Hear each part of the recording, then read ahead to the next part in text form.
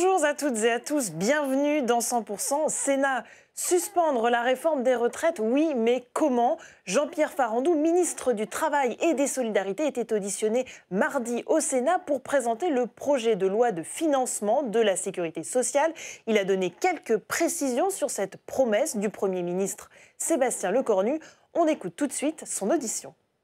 Bien sûr, très honoré d'être présent devant vous aujourd'hui. Dans mes précédentes fonctions, je travaillais avec la commission de l'aménagement du territoire et du développement durable et j'ai toujours apprécié les échanges avec les sénatrices et les sénateurs. C'est l'esprit de la Chambre haute qui permettait d'aborder plus au fond et plus avec sérénité tous les sujets de la mobilité ferroviaire. Et je suis convaincu que dans une fonction différente aujourd'hui, nous continuerons à maintenir cet esprit de dialogue et d'écoute réciproque. Peut-être quand même, vous me permettrez, puisque c'est la première fois que je me présente devant vous, mais justement que je fasse un peu de présentation. Bon, vous savez d'où je viens, le monde de la SNCF, le monde de l'entreprise. 45 années passées à la SNCF, ça formate son homme, et 6 dernières années comme président. Le groupe SNCF est une grande entreprise qui est au carrefour en fait, de nombreuses entreprises publiques. C'est peut-être là que j'ai compris ce que voulaient dire les compétences publiques et leur déclinaison dans notre pays. C'est aussi un bon baromètre des inquiétudes et des attentes des Français. On dit parfois la SNCF, c'est un bout de la France, 150 000 cheminots répartis sur tout le territoire. C'est aussi une manière de comprendre ce qui se passe dans notre pays. À la SNCF, d'ailleurs, comme dans les autres entreprises, le dialogue social, l'attention aux conditions de travail, le développement des compétences, la valorisation du travail, l'usure professionnelle, la question des retraites, sont des sujets de préoccupation légitimes des salariés et des organisations syndicales. Mais aussi, tout comme le coût de l'emploi et la compétitivité, sont des sujets de préoccupation légitime des employeurs et des organisations patronales. Sur tous ces sujets, les territoires ne sont jamais très loin. Les problématiques relatives au travail, à l'emploi, mais aussi à la solidarité, ont toujours un écho local fort. Car c'est sur le terrain que les ajustements et de la force de travail et du développement des entreprises se jouent et se réalisent. En rejoignant le gouvernement de la France, j'ai souhaité mettre mon expérience au service du pays et des Français dans un moment de grandes difficultés, nous en échangeons parfois là-dessus, sociales, économiques, politiques, on pourrait rajouter géopolitiques. Cette réflexion, je l'ai conduite en quelques heures avant de décider d'y aller. Et au fond, j'ai préféré être dans l'action, sur le terrain de jeu, plutôt que de rester spectateur ou commentateur dans les tribunes. Voilà, je suis allé sur le terrain. Mais je vous le dis en sincérité, je prends ces nouvelles responsabilités, et c'est le seul choix possible, d'ailleurs, avec beaucoup d'humilité. Je sais que les challenges sont nombreux, bien au-delà d'ailleurs de ce seul exercice du budget de projet de loi de finances sécurité sociale 26, qui est déjà assez compliqué. Ma priorité en termes de méthode, pour ceux qui me connaissent le savent, resteront l'écoute et le dialogue. Cela a toujours été ma façon de faire. C'est d'ailleurs la raison pour laquelle j'ai souhaité, pour certains d'entre vous, vous rencontrer le plus vite possible. Je vous le redis, ma porte sur vous sera ouverte, mon téléphone aussi. Voilà, donc je suis disponible à tout contact que vous souhaiteriez pouvoir prendre pour que les choses avancent. Maintenant que les présentations un peu personnelles sont faites, on va donc rentrer dans le vif du sujet. Alors, dans mon propos liminaire, je ne vais pas passer en revue tous les dispositifs, ils sont nombreux. Peut-être les principaux, puisque les principaux donnent un peu la couleur de la construction faite par le gouvernement sur ce projet de loi de finances. Le constat, on le connaît tous, mais je pense qu'il faut repartir de là. La France dispose d'un système de protection sociale, l'un des meilleurs du monde, et on en est fiers. C'est une partie du bien commun de notre pays. C'est un peu le pacte entre les Françaises, les Français et la nation. C'est aussi un pacte de solidarité entre les générations. C'est une caractéristique, au fond, profonde de la France. Le problème, c'est que ce pacte-là, il est fragilisé dans ses soubassements économiques. Voilà, on a un problème économique, on en connaît les raisons, mais elles sont fortes et assez structurelles, puisque c'est de la démographie. La démographie, c'est ce qu'il y a de plus compliqué. On ne déforme pas la démographie. Quand on discute avec un démographe, les tendances démographiques sont irrésistibles. En tout cas, il faut beaucoup de temps pour les modifier. Qu'est-ce qu'elles nous disent? Elles nous disent que la natalité baisse dans notre pays. Elles nous disent que la population vieillit. Avec un ratio que vous connaissez, mais qu'il faut quand même se répéter. Aujourd'hui, on n'a plus qu'un actif, 1,8 actifs pour en retraiter à long terme, 2070, mais c'est une génération et quelques. C'est 1,4 cotisants pour en retraiter. On sent que là, l'équation devient compliquée. Le mode de financement, lui aussi, atteint des limites. C'est un mode de financement qui repose beaucoup sur le travail. Ça, c'est la sortie de la guerre qui a mis sur le travail le financement de notre protection sociale. 65% pèse sur le travail, et alors qu'une partie de la dépense est universelle et non assurantielle. Donc on voit que là aussi, il y a des sujets un peu de fond qui se posent. On fait face à des déficits croissants et alarmants. D'ailleurs, pour les techniciens financiers de l'Assemblée ici réunis, on sait que l'ACOS est un sujet qu'à regarder de près. Le plafond a été relevé. On atteint maintenant des sommes importantes de plus de 80 milliards d'euros. On est aux limites du système en matière de trésorerie et de capacité à lever des fonds pour assurer le fonctionnement de nos organismes. Donc le diagnostic est simple, je crois qu'on le partage, en fait c'est important de le partager. Si nous voulons préserver notre système social et le transmettre en bon état aux générations futures, il faut donc trouver des solutions pour le maintenir à flot. Et en fait, j'ai évoqué la solidarité générationnelle, elle joue à plein. Les jeunes seront un jour actifs, on le souhaite le plus vite possible d'ailleurs, c'est un des sujets, comment les jeunes accèdent le plus vite possible à l'emploi. Les actifs, on leur souhaite aussi, seront retraités, ça paraît dans l'ordre des choses. Et les retraités, le moins possible, mais c'est un sujet qu'il faut oser mettre sur la table, peuvent aussi avoir des problèmes d'autonomie un jour. Voilà, donc chacun dans sa vie traversera en fait les différentes branches de la sécurité sociale et chacun de nous est concerné par cette solidarité générationnelle. C'est pourquoi, et c'est ce que nous essayons de faire dans ce projet de loi, qui n'a pas d'ambition structurelle. Les sujets structurels, notamment le financement de la sécurité sociale, je suis prêt à en parler dans le jeu de questions-réponses, ce n'est pas son ambition, c'est un projet budgétaire. Le projet budgétaire, c'est pour passer 1 an. Voilà, donc il y a un côté forcément court terme et ajustement de court terme à la situation que j'évoquais. Il faut agir sur les recettes et sur les dépenses. Et les dépenses, agir sur les dépenses, réduire les dépenses, faire des économies dans nos secteurs d'activité encore plus sociaux, c'est jamais très populaire, puisqu'on touche aux soins des gens, au sens large du terme, hein, à des dispositifs d'attention aux gens. Forcément, c'est jamais complètement évident, encore plus pour un ministère social, de présenter un projet d'ajustement des prestations au sens large du terme. J'en suis conscient et je pense que nous en débattrons au cours de cette séance. Alors bien sûr, ça a été dit par le Premier ministre, mais c'est mon devoir de le rappeler, c'est un projet. Donc un projet mérite amendement, mérite discussion, mérite de le modifier. J'allais dire, si possible, mais ça c'est un souhait, j'espère qu'il n'est pas pieux, si possible, sous réserve de l'acceptation de ce cadre économique qui est le nôtre. Mais en termes de contenu, de pistes et d'idées, toutes les idées sont bonnes à prendre, bien évidemment, et je suis convaincu que vous ne manquerez pas de nous en proposer. Peut-être un zoom sur les mesures les plus fortes. Bon, là, je pense que la mesure la plus forte, c'est celle d'ailleurs qui fait parler beaucoup, hein, c'est le gel. Enfin, le gel ou la stabilité en niveau, si on veut l'exprimer de manière un peu moins climatologique. Stabilité en niveau, des prestations et des retraites. L'année blanche. L'année blanche, elle nous paraît nécessaire d'un point de vue financier parce que le rendement, comme on dit dans le langage budgétaire, est de 3,6 milliards d'euros. Donc c'est un gros rendement. Et il est possible, puisqu'on a la chance d'avoir une inflation somme toute modérée, autour d'un point. Donc c'est peut-être supportable de demander à nos compatriotes cet effort. Dès lors qu'il est partagé, on y reviendra bien évidemment. Dès qu'on parle d'effort, la question de l'équité autour de l'effort se pose. Et c'est bien naturel. Je crois d'ailleurs savoir que quelques-uns d'entre vous avaient déjà évoqué ce genre de piste, je crois, dans les travaux sénatoriaux de l'été. Elle n'est pas complètement nouvelle pour vous et peut-être même l'avez-vous inspiré en partie. Voilà, donc voilà, je soumets cette idée-là. D'un point de vue plus technique, mais à un rapport à 300 millions d'euros, ce qui est quand même beaucoup, cette logique d'année blanche vaut aussi sur le gel des montants des revenus utilisés pour déterminer l'application des taux réduits ou nuls de CSG sur les revenus de remplacement et par extension de l'assujettissement à la CRDS, la CASA et à la cotisation d'assurance maladie sur les retraites complémentaires. Les entreprises, d'abord je serai à l'envers par rapport à mon papier, venant d'entreprises, qu'elles soient publiques ou privées, c'est pas ça le sujet. Le travail marche avec l'emploi, hein. L'emploi est décisif. Et l'emploi, ce sont les entreprises. L'emploi, notamment l'emploi marchand, ça suppose d'être compétitif, d'avoir des clients en France et à l'international, compétitivité à la fois française, européenne et internationale. Et donc, il faut faire attention avec les entreprises. Voilà, il faut faire attention à ne pas aller trop loin. Il faut rester ajusté, mesuré, pour que les mesures équitables que nous envisageons entre les salariés et les entreprises soient supportables par les entreprises. En tout cas, je voulais mettre cette préoccupation dans mes propos parce que voilà, il faudra faire attention à ne pas trop alourdir la barque de nos entreprises qui sont là pour se développer et créer de l'emploi, travail, cotisation, tout se tient.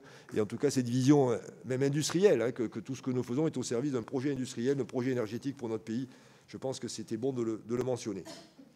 On sait aussi d'ailleurs, et les organisations patronales ne manquent pas de le rappeler, parce que c'est une vérité, qu'en termes de cotisation, la France est le pays dans l'OCDE où les cotisations sont les plus lourdes. Donc déjà, il y a déjà structurellement un petit handicap, je crois, de 2 points à peu près par rapport à la moyenne, que les entreprises ne manquent pas de rappeler. Déjà dans le système de cotisation, il y a déjà un petit plus par rapport à leurs concurrents européens. Donc je pense qu'il faut rester vigilant sur ces impacts. Côté recettes, là aussi je pense qu'on aura le débat, on l'a déjà eu, et il est normal. On ne le fait pas de gaieté de cœur, hein. C'est les niches fiscales. Les niches fiscales, elles ont toujours une histoire, elles ne sont pas venues par hasard, elles sont venues parce qu'on a voulu, sur un secteur considéré, donner un avantage, un signal prix, j'allais dire, un signal exonération pour encourager une pratique, pour encourager un système. Il nous semble que dans le contexte que j'évoquais, où les temps sont durs, il n'est pas anormal, en tout cas au plan intellectuel, de se reposer la question sur ce que sont devenues ces niches fiscales, comment elles ont évolué par rapport à l'intention originelle. Est-ce qu'il n'y a pas eu une extension non contrôlée, hein, qui est le fait de l'histoire, mais en tout cas qui mérite qu'on y revienne. Et deuxièmement, alors moi je défends la sécurité sociale de manière un peu militante, j'allais dire. C'est quoi la ressource de la sécurité sociale? C'est les cotisations. Donc chaque fois qu'on exonère de cotisations, ben, on affaiblit la sécurité sociale. Voilà, c'est pas compliqué. Voilà, donc il faut mettre les choses sur la table et bien y réfléchir lorsqu'on propose des niches revenant à exonérer de cotisations. Ben, forcément, quelque part, être conscient des répercussions. Pour autant, les niches sociales sont très larges dans notre pays. On peut, par rapport aux propositions qu'on a faites, avoir d'autres idées. On est tout à fait ouvert au débat. Si ce n'est pas celle-là, ça peut être d'autres. Voilà, je rappelle, sur les niches sociales, on est à peu près à 1,2 milliard quand même de rendement. Donc ça mérite d'y faire attention. Cette idée d'équité, je voudrais la développer rapidement. Elle est fondamentale. Tous les contributeurs, c'est bien tous les acteurs du système de protection sociale et tous les bénéficiaires doivent participer à l'effort. Actifs, retraités, opérateurs, tous ceux aussi qui vivent du système. Il y a aussi beaucoup de gens, des professionnels que nous respectons, bien évidemment, dont on a besoin en matière de savoir, de compétences, mais tout le monde, au fond, fait partie de cet écosystème qui vit sur 666 milliards d'euros. Voilà. Donc tous ceux qui participent à ce système doivent, à mon avis, être solidaires d'un effort d'ajustement et d'un effort de maîtrise qui permettra de passer le cap avant peut-être que des réformes plus structurelles puissent voir le jour dans notre pays, qui demanderont du temps quand même avant de les définir. Vous parlez du projet de lutte contre la fraude. Cette perche m'a été tendue par le président et je la saisis bien volontiers. Ce n'est pas un hasard, au fond, que ce projet arrive au même moment que les projets de loi financiers, à la fois État et Sécurité sociale, parce qu'au fond, c'est encore plus important de lutter contre la fraude au moment où on parle d'ajustement pour les Français et d'efforts pour les Français. Je pense qu'à l'inverse, les Français ne comprendraient pas au moment où on leur demande des efforts qu'on apparaisse comme laxiste et un peu lointain de cette préoccupation-là. Bien au contraire, ce projet de loi, d'ailleurs, qui va arriver au Sénat assez rapidement, je crois, vers la mi-novembre, je crois, autour du 12 novembre, je crois, vous verrez, enfin, peut-être l'avez-vous déjà vu, hein, qu'effectivement, nous voulons traiter la fraude sociale comme la fraude fiscale. La fraude fiscale dans notre pays est assez bien équipée. Hein. La DGFiP est un instrument très efficace parce qu'ils savent tout de nous. Hein. On a des gens qui savent tout de nous. Donc à partir de là, c'est plus compliqué de frauder sur les dispositions fiscales. Sur le social, c'est pas aussi professionnel, c'est pas aussi outillé, c'est pas aussi unifié. Donc je pense qu'il y a un effort technique qui suppose une loi parce qu'il faut faire attention aussi aux libertés, etc. Mais je pense qu'effectivement, donner les moyens à nos contrôleurs, non pas du fisc, mais du social, de mieux faire leur métier et de veiller des deux côtés. Attention, on stigmatise ni l'un ni l'autre, hein, mais il y a des abus et des écarts, voire des fraudes un peu partout. Je rappelle que le quantum estimé, c'est 13 milliards. Hein, le Haut Comité a estimé à 13 milliards le montant, ce qui n'est pas rien, ce qui est la moitié du déficit de la sécurité sociale, quand on voit les enjeux. On ne récupérera pas 13 milliards, mais si on peut récupérer 2, 3, 4, ma foi, ou plus, dans le temps, je pense que c'est notre devoir de le faire. Je voulais le mentionner. Il y a vraiment une intention très forte, impulsée par le Premier ministre et tout le gouvernement, d'être plus efficace sur ces sujets-là. La formule n'est pas une formule. Hein. Il y a une dimension d'écart à la loi, bien sûr, mais il y a aussi une dimension morale. Je trouve que dans ce moment-là de notre pays, la fraude sociale, la fraude fiscale est moralement répréhensible, au-delà de l'écart à la loi qui doit être puni par des mécanismes légaux. Vous avez fait aussi, vous avez évoqué le projet de loi de finances, enfin, j'en parlerai peut-être à la fin. L'autre gros morceau, bien sûr, de ce projet de loi de finances et sécurité sociale, c'est un véhicule qui a déjà été choisi par le passé, c'est de parler des retraites. Voilà, la loi de 2023, elle est née comme ça, elle est née comme à l'intérieur des projets de loi de finances et de la sécurité sociale, pourquoi pas, bon, ça a été validé par le Conseil constitutionnel. Bon. Et à nouveau, ce projet de loi de finances et sécurité sociale va parler de retraite. Je sais que c'est un débat sensible, vous ne manquerez pas certainement de le faire vivre à l'occasion de cette audition, donc je m'arrêterai là et je répondrai bien sûr à toutes les questions que vous souhaiterez me poser en la matière, en vous rappelant, c'est important, là aussi je développerai si vous le souhaitez, que la suspension peut être débattue, elle va l'être, elle a au moins un mérite de donner du temps, et le Premier ministre m'a demandé d'utiliser ce temps pour, au fond, puisqu'on l'a ce temps, refaire un peu le tour de ce débat travail-retraite, comprendre pourquoi ça n'a pas complètement marché, qu'est-ce qu'on a peut-être loupé dans la construction. Moi, au fond de moi, c'est un peu mon caractère aussi, je pense qu'il y a un chemin pour un accord. En fait, on n'a pas été si loin, si on voit ça avec un peu loin, on l'a loupé 2 fois. On l'a loupé la première réforme, 19-20, on l'a loupé une deuxième fois en sortie conclave. On n'était pas si loin, on sait pourquoi on a bloqué. Avec le recul, on peut s'interroger si le blocage était pertinent. Quand on voit les enjeux qu'il y a derrière, qu'est-ce qu'il faudrait rajouter pour que ce blocage ne soit plus bloquant? Et je pense que ce n'est pas impossible. Voilà. Donc on va se donner le temps de ce recul en intégrant le travail. Le travail, pour le dire très simplement, c'est répondre à la question pourquoi autant de Français, quel que soit leur métier presque, à 60-62 ans, ont-ils autant envie de quitter le travail? Je trouve cette question, on n'a pas eu l'occasion, pour reprendre un terme neutre, de la traiter. Il faut la traiter. Parce qu'elle est déterminante quand même sur le fait que les Français résistent autant à l'idée de travailler 2 ans de plus. S'il y avait moins de résistance, voire pourquoi pas du plaisir à travailler un peu plus, la question se poserait différemment. C'est pour ça qu'il est très important, cette conférence parle autant de travail que de retraite. Et sur les retraites, l'objectif, je vous le dis tout de suite, c'est de mettre à plat les différents types de régimes. Au fond, il y a une espèce de guerre de religion, il y en a qui sont pour l'une, pour l'autre, enfin. Moi, je vous le dis en honnêteté, je n'ai aucune idée préconçue. Moi, ce que je souhaite, c'est qu'on définisse un système de retraite sur lequel un large consensus se portera. Total, il n'existera pas. Mais du moins qu'une large majorité et de forces vives, politiques, syndicales et de Français, au fond, se disent oui, c'est le bon système pour nous. Voilà, je pense que c'est important d'essayer d'apaiser ce débat. Pour l'apaiser, il faut être factuel. Il ne faut pas se jeter des idées reçues à la tête. Et donc, j'essaierai de redécrire les grands systèmes. On les connaît, répartition, par points, par capitalisation, qu'est-ce que ça veut dire? Chacun, est-ce que des mix sont possibles et lesquels? On reparlera de pénibilité, je pense, avec la répartition. Hein. C'est peut-être aussi ça qui a peut-être manqué et qui peut expliquer pourquoi on a failli réussir, mais pas tout à fait, il y a quelques mois. Voilà, en tout cas, on essaiera de se redire tout ça. Voilà, on va se donner cette chance-là. Voilà, ça, je pense que je répondrai au débat sur le coup, parce que vous allez me poser des questions, je pense.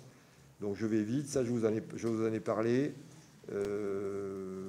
Voilà. Donc écoutez, je pense que je vous ai dit l'essentiel de cette introduction un peu longue, qui vous donne un peu la couleur et les thématiques principales, et je suis sûr que les questions ne vont pas manquer.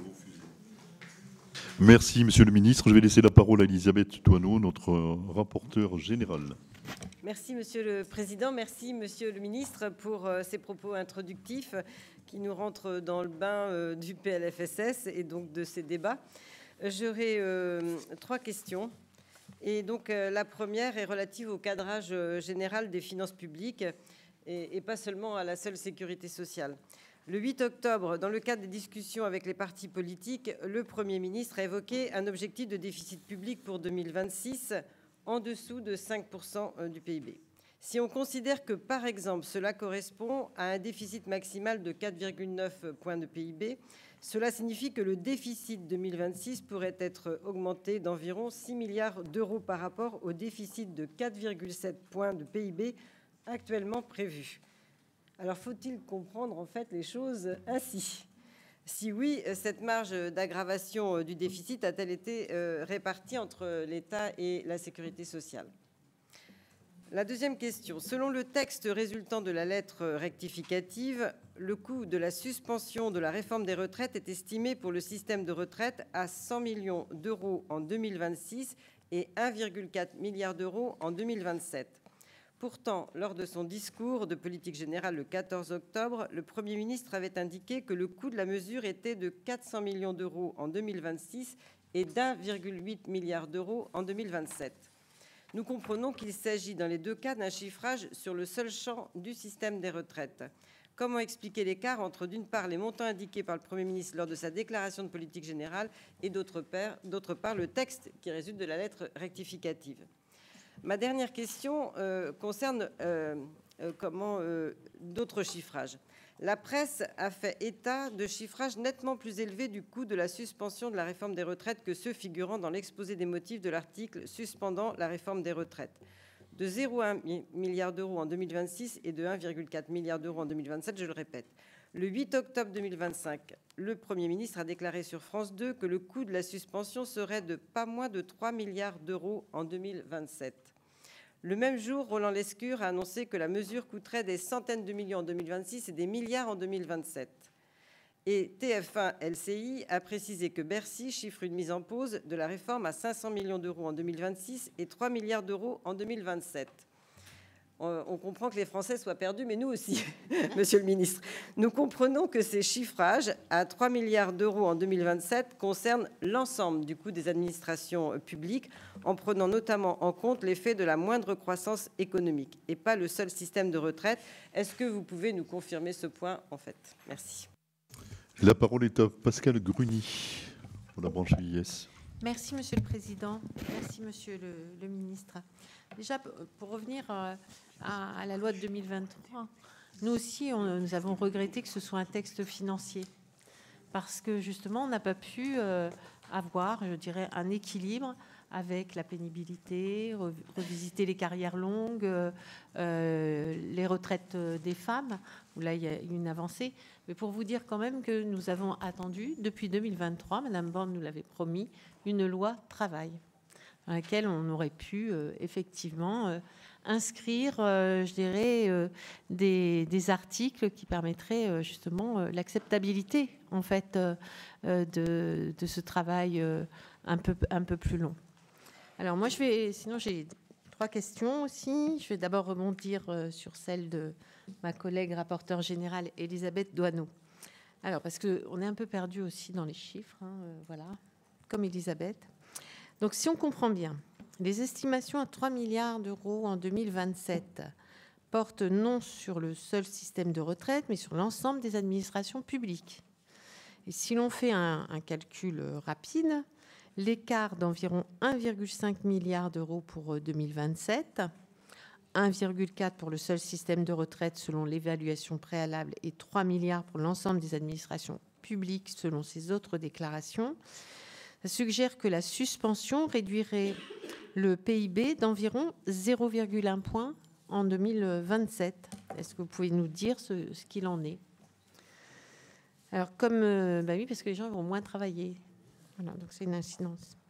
Alors, comme il nous a été dit par vos services, nous réduirons pour la première fois depuis 1982 l'âge d'ouverture des droits à la retraite en suspendant l'application de la réforme de 2023 pour les générations 64 et 65. Avez-vous une idée du coût qu'une telle mesure va engendrer pour l'ensemble des caisses de retraite qui vont devoir recalculer les liquidations de pensions? Alors maintenant, sur la simplification du cumul emploi-retraite, l'article 43 du PLFSS pour 2026, qui prévoit de réformer le cumul emploi dans le sens des recommandations émises par la Cour des comptes, afin d'en limiter les effets d'aubaine et de réserver l'accès au cumul emploi-retraite intégral aux seuls assurés ayant atteint l'âge de 67 ans. Cette mesure a donc pour objet d'encourager les seniors à rester sur le marché du travail plus longtemps. Or, nous savons également que le taux d'emploi des seniors en France est le plus faible d'Europe, même si j'ai vu les chiffres, ça a une petite progression. Quels outils les entreprises ont-elles à leur disposition pour continuer à former les seniors et à entretenir leur productivité? Et comme moi j'avais pu le dire en 2023, est-ce que les entreprises, elles vont garder leurs seniors? Merci. La parole est à Marie-Pierre Richer. Merci. Pour la branche AT-MP, je complète. Pour la branche AT-MP. Donc, cette branche a longtemps été excédentaire.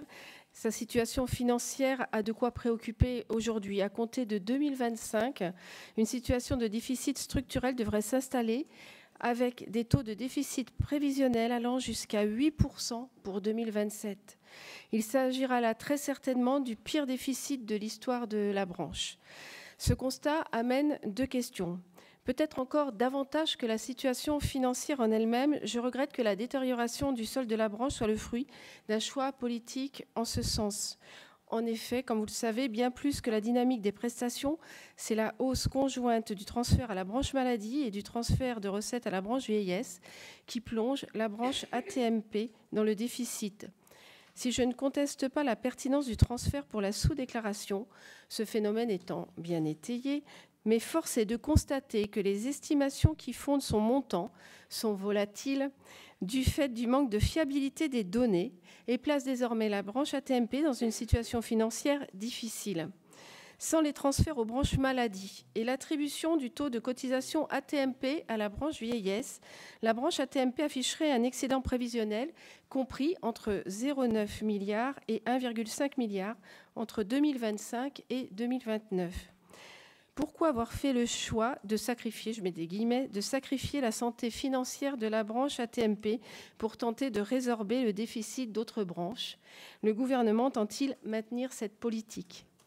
Ma deuxième question porte sur l'annexe 3 du PLFSS pour 2026 qui annonce sans davantage de détails qu'est prévue une mesure d'amélioration des recettes de 0,4 milliard. Pourriez-vous préciser devant les parlementaires quelles mesures sont envisagées en ce sens et indiquer si les partenaires sociaux seront partie prenante dans la définition des modalités de retour à l'équilibre de la branche? En tout état de cause, je crois ne pas me tromper en disant que la Commission s'opposerait fermement à toute augmentation uniforme des cotisations. Il ne serait pas acceptable que des employeurs vertueux, investis dans la prévention des risques professionnels, aient à payer les conséquences d'un déficit qui procède, là encore, d'un choix politique plutôt que d'une augmentation de la sinistralité. Je vous remercie. Merci Marie-Pierre. Je vais vous laisser, Monsieur le ministre, répondre à nos 3 collègues avant d'enchaîner sur d'autres questions. Alors, le cadrage général, je crois que vous avez parfaitement posé les termes du débat. L'équation de départ est 4,7%, effectivement, dans la trajectoire. On rappelle, trajectoire 3% en 2029. Hein. On est dans ce rallye-là, 5,4, 4,7, et ça va continuer jusqu'à 3% en 29, avec toute la pression qui est d'abord, il faut le faire en soi, sans parler de la pression de la Commission européenne, des marchés, etc. Là, on est sur quelque chose de fondamental. C'est certainement dans la construction de tout ce qu'on fait, l'armature, j'allais dire l'armature du retour à la vertu dont on a besoin dans notre pays en matière de finances publiques. Donc, bon. Effectivement, le Premier ministre, par une formule tout à fait ajustée, a parlé d'inférieur à 5, et vous avez fait les calculs vous-même. Qu'est-ce qu'il y a d'inférieur à 5 ? 4,9. Voilà, donc effectivement, mais c'est vraiment 4,9. Hein. Et 4,9 à la fin, là aussi, c'est important ça, parce que vous le voyez bien, tout ça est mouvant.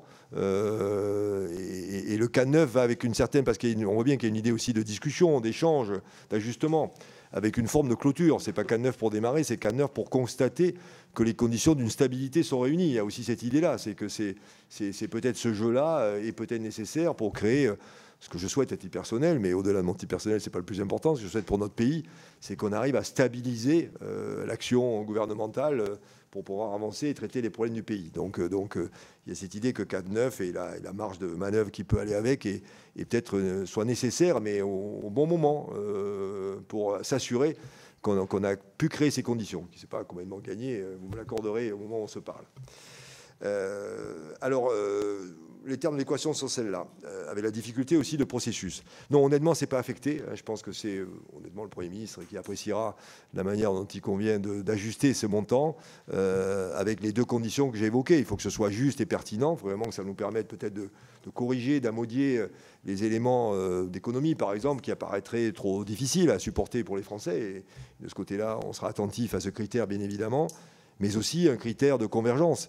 C'est-à-dire qu'on soit sur des objets qui permettent de créer de la convergence et pas de la divergence. Voilà, donc c'est ces 2 critères-là, je pense, qui seront, je l'imagine, utilisés par le Premier ministre pour ajuster les arbitrages ou finaux ou progressifs qui permettront d'assurer l'objectif de redressement des comptes.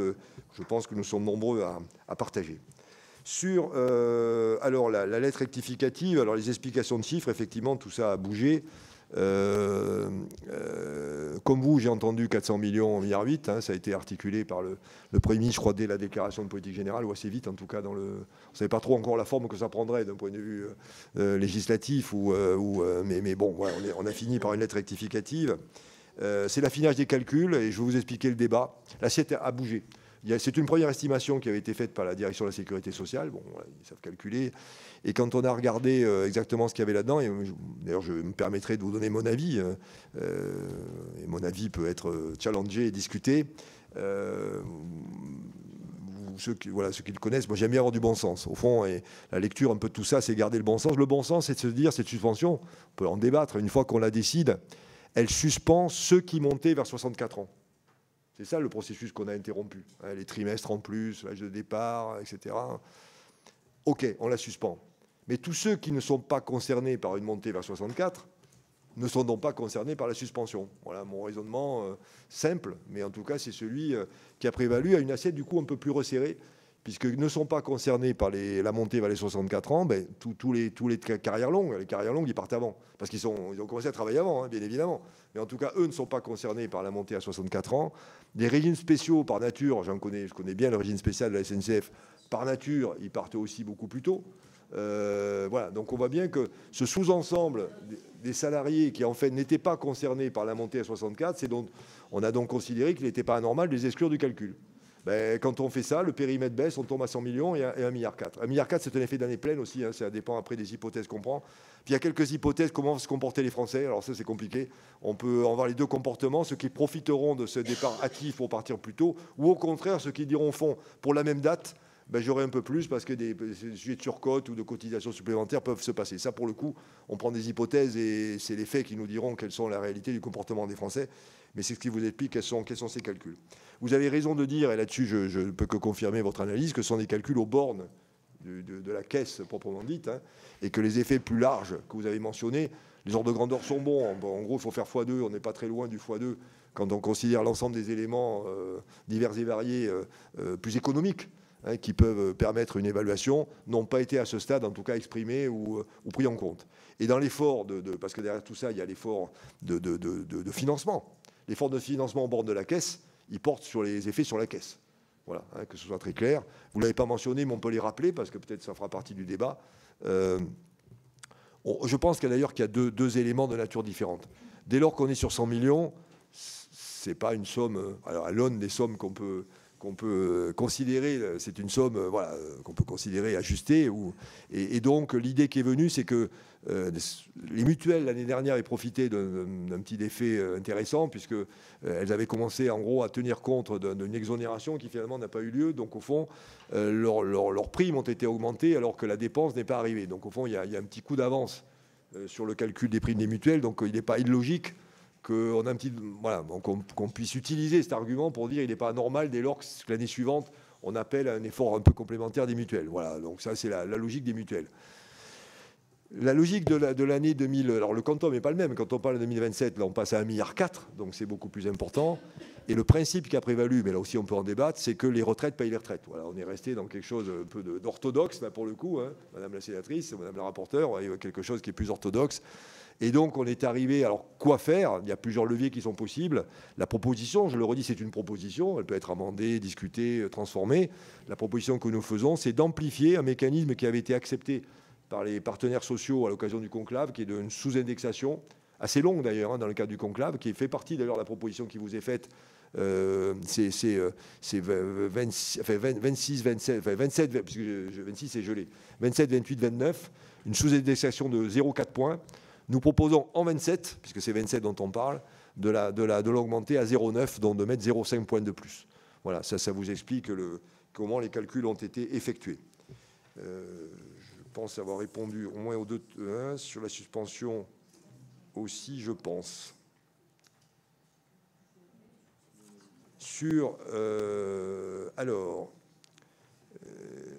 Oui, alors merci Madame la rapporteure d'évoquer le sujet du travail. Je pense que je l'ai un peu dit dans mon introduction. Je pense qu'une des clés pour trouver un accord, c'est de parler du travail.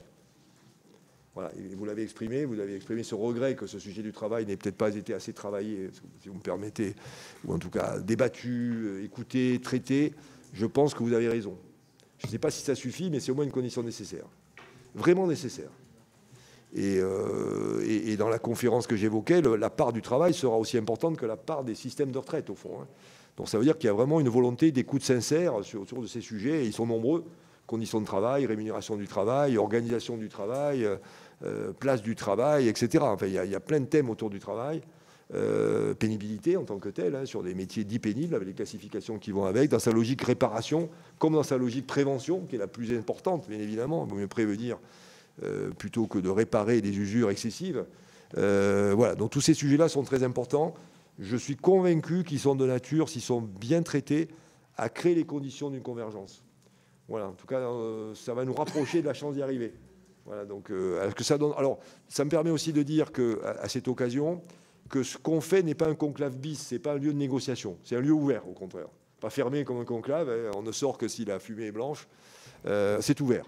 Donc c'est un lieu de débat, un lieu d'expression d'avis, d'écoute d'experts, où on va rassembler un matériau qu'on va structurer, organiser pour le partager de la manière la plus rationnelle possible. Alors, on n'empêchera pas des positions idéologiques, certains veulent en avoir, mais on les poussera quand même à dire « Ok, mais comment ça marche ton truc quoi ?» Je veux dire « Ok, mais comment tu fais pour financer ? Ok, tu dis ça, mais comment tu fais pour financer ?»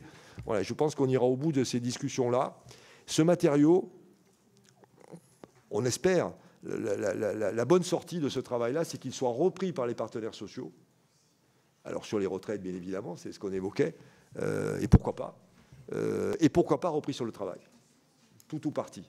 Je parlais de promotion interne. Je pense que la promotion interne, le parcours professionnel dans l'entreprise, fait partie aussi des éléments qui peuvent convaincre les gens d'abord de se réaliser dans l'entreprise et d'y rester un peu plus longtemps. C'est une perspective, justement, quel que soit l'âge, on a une capacité à progresser. Il n'y a pas d'âge pour progresser. On peut progresser tout le temps. On peut même devenir ministre à 68 ans. Donc il n'y a pas de raison qu'on ne puisse pas progresser dans l'entreprise un peu à tout âge.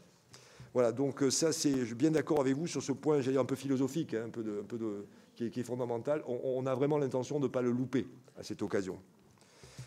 Vous avez, vous aussi, posé des questions. Oui, cumul emploi-retraite, ça, je peux vous en parler. D'abord, ça me permet de dire aussi, peut-être au-delà de ce point précis, je pense, on revient au travail et les retraites, ma vision, c'est que de plus en plus de gens seront à cheval entre les deux mondes. Je pense que cette césure un peu radicale, je travaille puis j'arrête de travailler brutalement, pour un certain nombre de salariés, peut-être qu'il faut considérer, ils existent d'ailleurs ces instruments, où on peut mélanger le travail et la retraite. Je pense que tout ce qui est retraite progressive, accumule emploi-retraite, participe à des dispositifs où au fond, on n'est ni blanc ni noir, on est dans les grilles. Le gris, il est foncé ou il est clair. Ça dépend de chacun, de son moment, de sa situation, de ses enjeux, de son rapport au travail, d'ailleurs, tout simplement. Voilà, je pense que c'est... et c'est pour ça que cet instrument-là, il est important quand on le considère comme ça, comme une nouvelle philosophie d'approche travail-retraite. En fait, on a voulu clarifier. On a voulu clarifier et envoyer des messages clairs. Bon, en gros, jusqu'à 64 ans, on ne peut pas dire qu'on encourage.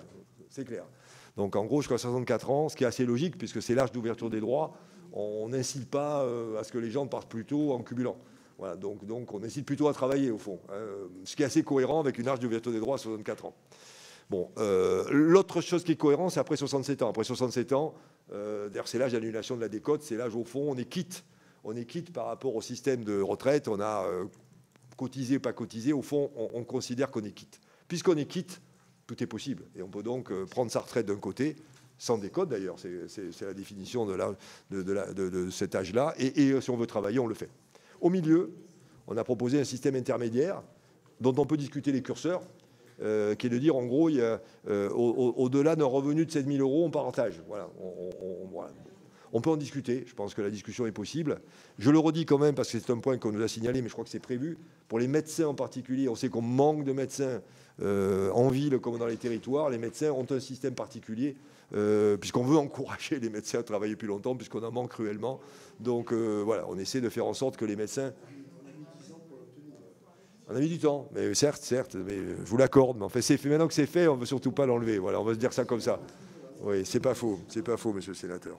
Voilà, donc là au score, je crois que le principe est simple. Au debout, je pense que c'est simple. Au milieu, il y a un curseur. Est-ce qu'il convient, est-ce qu'il ne convient pas, est-ce qu'il faut le changer? On est ouvert à la discussion, bien évidemment. Pardon? Ah oui, sur le... alors... Oui, sur la branche accident du travail, un peu de doctrine avant de passer à la réponse plus technique.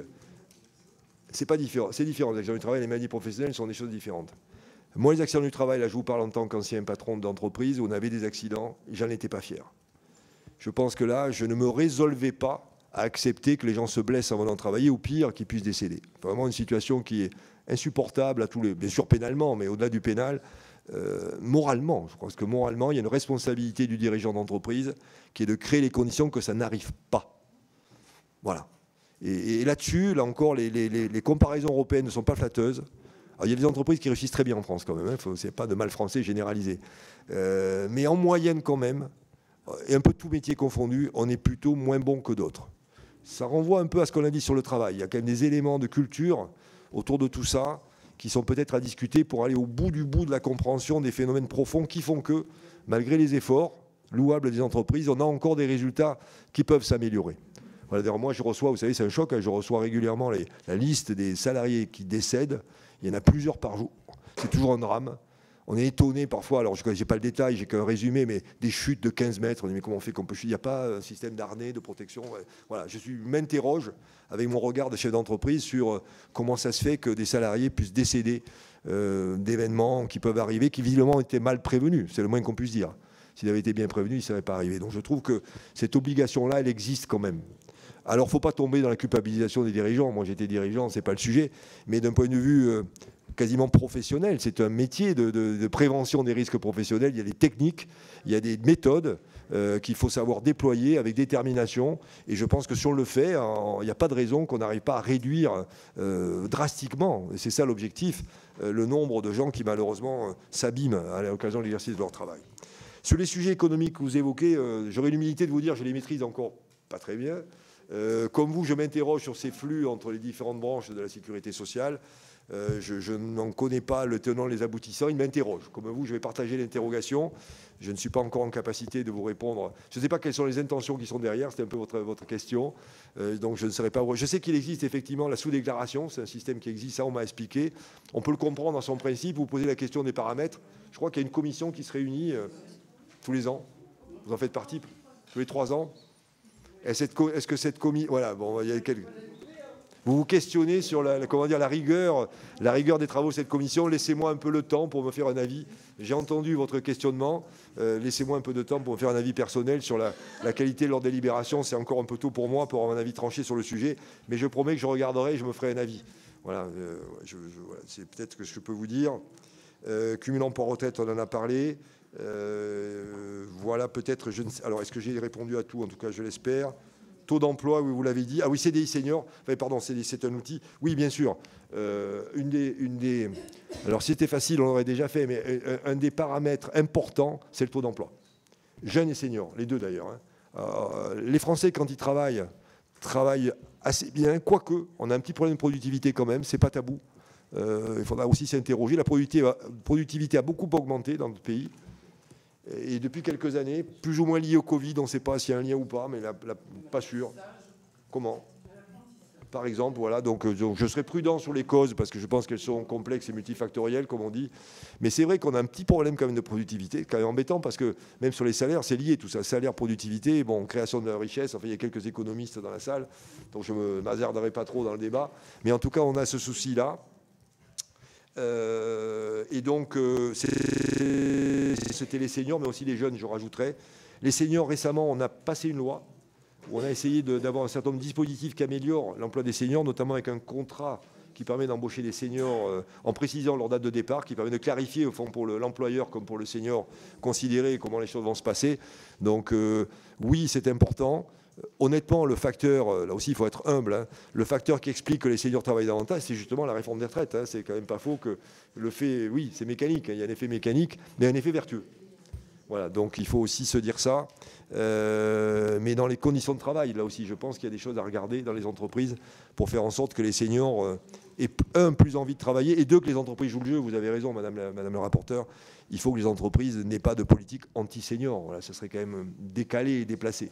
Voilà, donc ça, à nous peut-être en tant que ministère de regarder comment on peut le surveiller. On ne peut pas se substituer aux entreprises qui restent...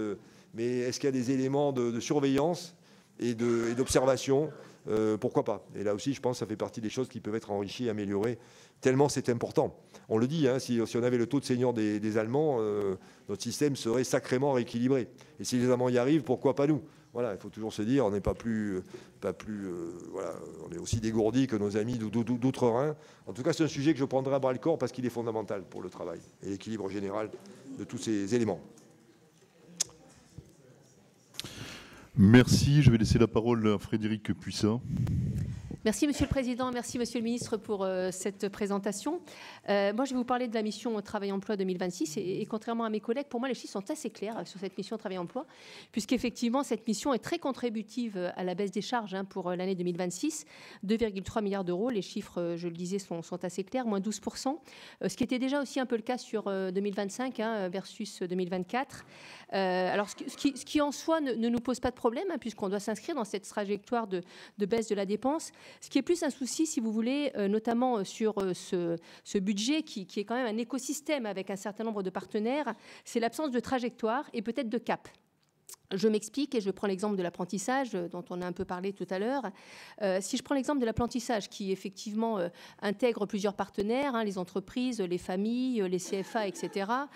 Nous avions convenu l'année dernière, en 2025, de baisser fortement l'aide aux entreprises et ça ne posait aucune difficulté. On avait effectivement avec la ministre regardé comment on pouvait jouer sur un certain nombre de paramètres. On avait d'ailleurs porté des amendements, alors pas que la commission des affaires sociales, la commission des finances du Sénat, pour dissocier les plus de 250, moins de 250.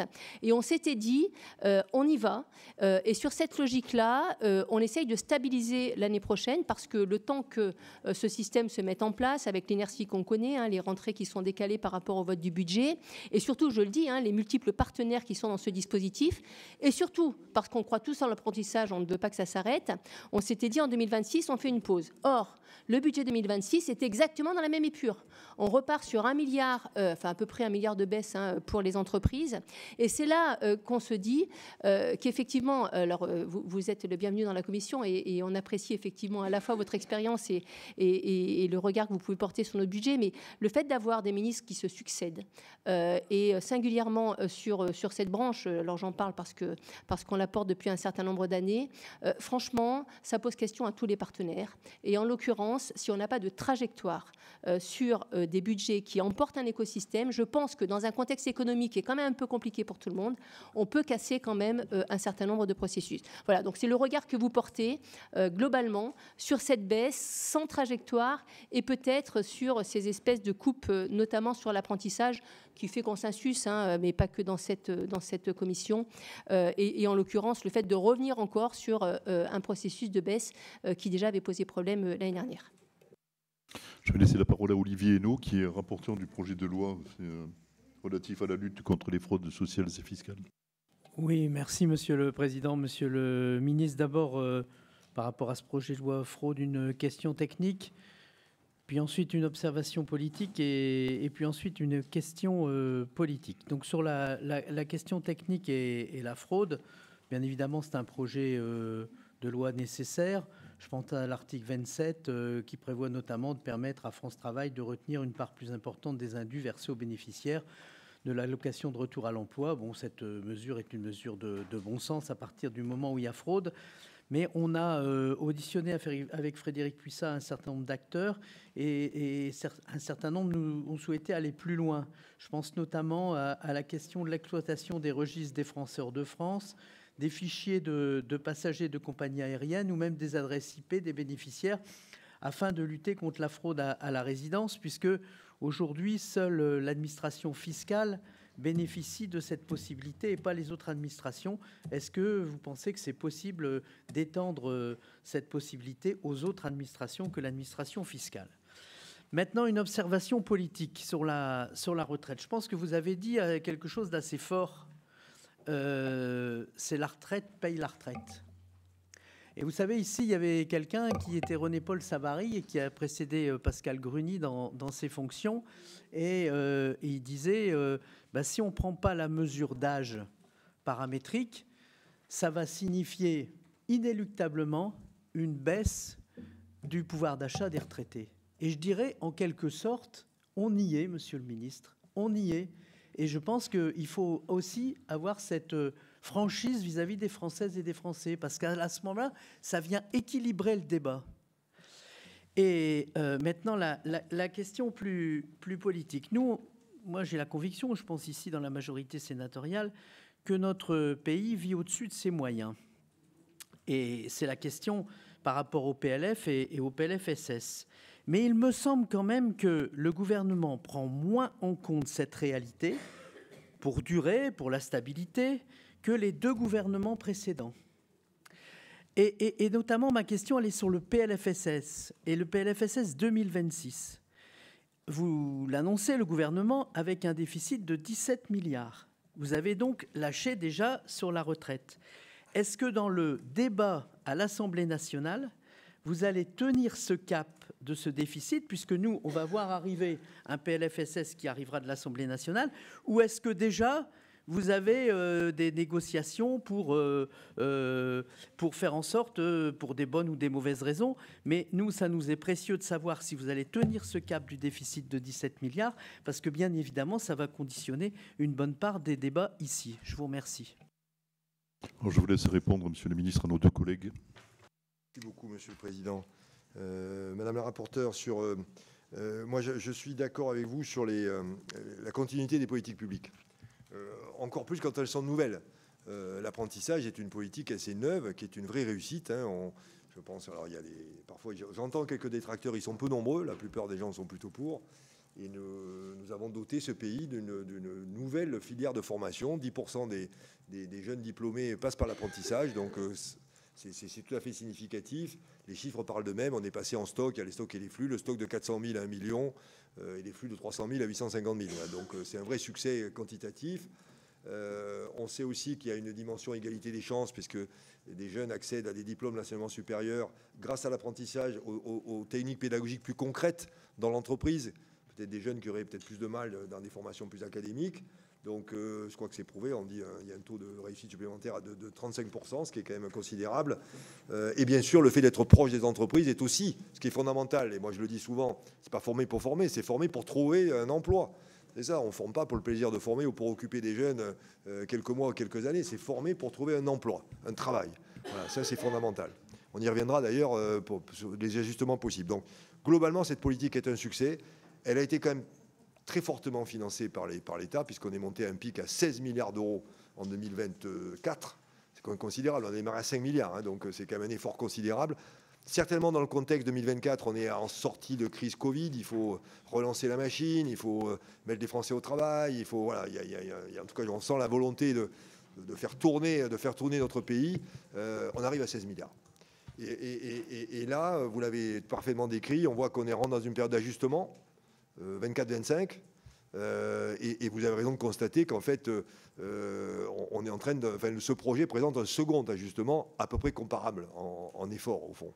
Et là, ça pose question. La question que vous posez, est-ce que ce second effort compromet la politique, oui ou non? C'est un peu ça votre question de fond. Et la question vaut. La question vaut, et donc on ne l'évacue pas. Alors, là aussi, l'indicateur de performance, c'est le nombre d'apprentis. On sait que l'an dernier, il y a eu une petite décrue, 3%, je crois, bon, c'est à peu près. Cette année, on ne sait pas encore. C'est vrai qu'on est très attentif au constat, puisque je crois qu'on l'aura dans 2-3 semaines, la rentrée 25. Qu'est-ce que ça donne là, et la rentrée 25, c'est avant les mesures 26. Donc on est très attentif à ce que ça donne, et pour avoir une idée, est-ce qu'on a un début d'inflexion avec quelque chose qui se dégrade, ou on est sur un plateau? Si c'est un plateau à 3 ou 5%, ça va. Si la marche est plus basse, là, effectivement, l'inquiétude que vous avez formulée prend toute sa valeur et tout son sens. Puisque l'intention n'est pas de mettre à mal l'apprentissage. Donc, ou alors, il faudrait l'assumer, ce qui n'est pas le cas. Voilà, donc là, effectivement, les chiffres nous renverront au diagnostic que vous posez. Quand on a dit tout ça, on est dans les deux effets que j'évoquais. L'effet de bosse, donc on ajuste, mais on espère un plateau derrière, et l'effet d'efficacité. Dans cette période un peu généreuse, où pas mal d'argent public est arrivé dans ce secteur-là, parce qu'il fallait le lancer, il fallait le créer, il fallait l'amorcer en quelque sorte, il peut y avoir aussi un peu de dispersion et de répartition un peu comme l'agriculture extensive. Bon, on n'a plus les moyens de l'extensif, il faut devenir intensif. Et donc avec les partenaires, je sors d'un colloque sur les partenaires de la formation, enfin, les gens sont prêts à travailler sur l'efficacité de l'argent public. Et je pense qu'il faut le faire. Et s'il renvoie d'ailleurs, et mes services sont là pour le témoigner s'il y en a besoin, je demande aussi à ce que mon ministère se dote des capacités de contrôle de gestion, j'allais dire. Comment l'argent public qui est déployé dans les territoires, on vérifie qu'il est bien utilisé. Je pense que c'est important. Bon, et au fond, le parti pris d'économie, il est autour de ça. On tasse un peu l'effort et à 12-13 milliards d'euros, on est encore beaucoup au-dessus des 5 milliards. Et deuxièmement, l'efficacité de l'argent investi. Et si on combine les deux, le pari, c'est qu'on arrive à tenir la politique. Bon, on vérifiera. Pour être complet dans ma réponse, et je souhaite l'être, au fond, ce projet de budget, il est dans la dotation initiale qui vous est présentée, il anticipe un peu sur une baisse des volumes, de manière non dite. Mais quand on regarde vraiment, il anticipe. Et là, au fond, c'est un peu le paradoxe qu'on a évoqué, c'est-à-dire que si on tient dans le budget, c'est une bonne nouvelle budgétaire, mais ça veut dire qu'il y aura une baisse, et ça interrogera. Et à l'inverse, comme on peut le souhaiter, comme un ministre comme moi peut le souhaiter, qu'on n'assiste pas à un déclin trop important des volumes, là, on aura un problème budgétaire. Voilà, donc attendons encore quelques semaines pour savoir dans quel scénario nous nous trouvons. Mais c'est vrai qu'autour de l'apprentissage, il y a un sujet de bouclage qui n'est pas complètement finalisé. Voilà, on peut le dire comme ça. Donc il faudra être attentif. Et les travaux d'ailleurs qui seront conduits au Sénat comme à l'Assemblée nationale, dans les deux chambres, seront clés là-dessus. Voilà ce que je peux vous dire sur l'apprentissage. Mais retenez que la politique publique de l'apprentissage est bien maintenue dans la priorité du gouvernement. Voilà. Après, la question, c'est l'ajustement. Est-il tenable ou pas ? Et on travaille avec l'écosystème. Et d'ailleurs, on est prêt à discuter avec tout l'écosystème sur les mises en qualité des formations. Vraiment, on est prêt à travailler là-dessus.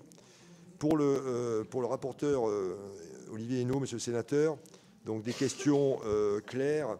Sur la fraude, on est prêt à aller plus loin. On est vraiment prêt. Notre intention est de...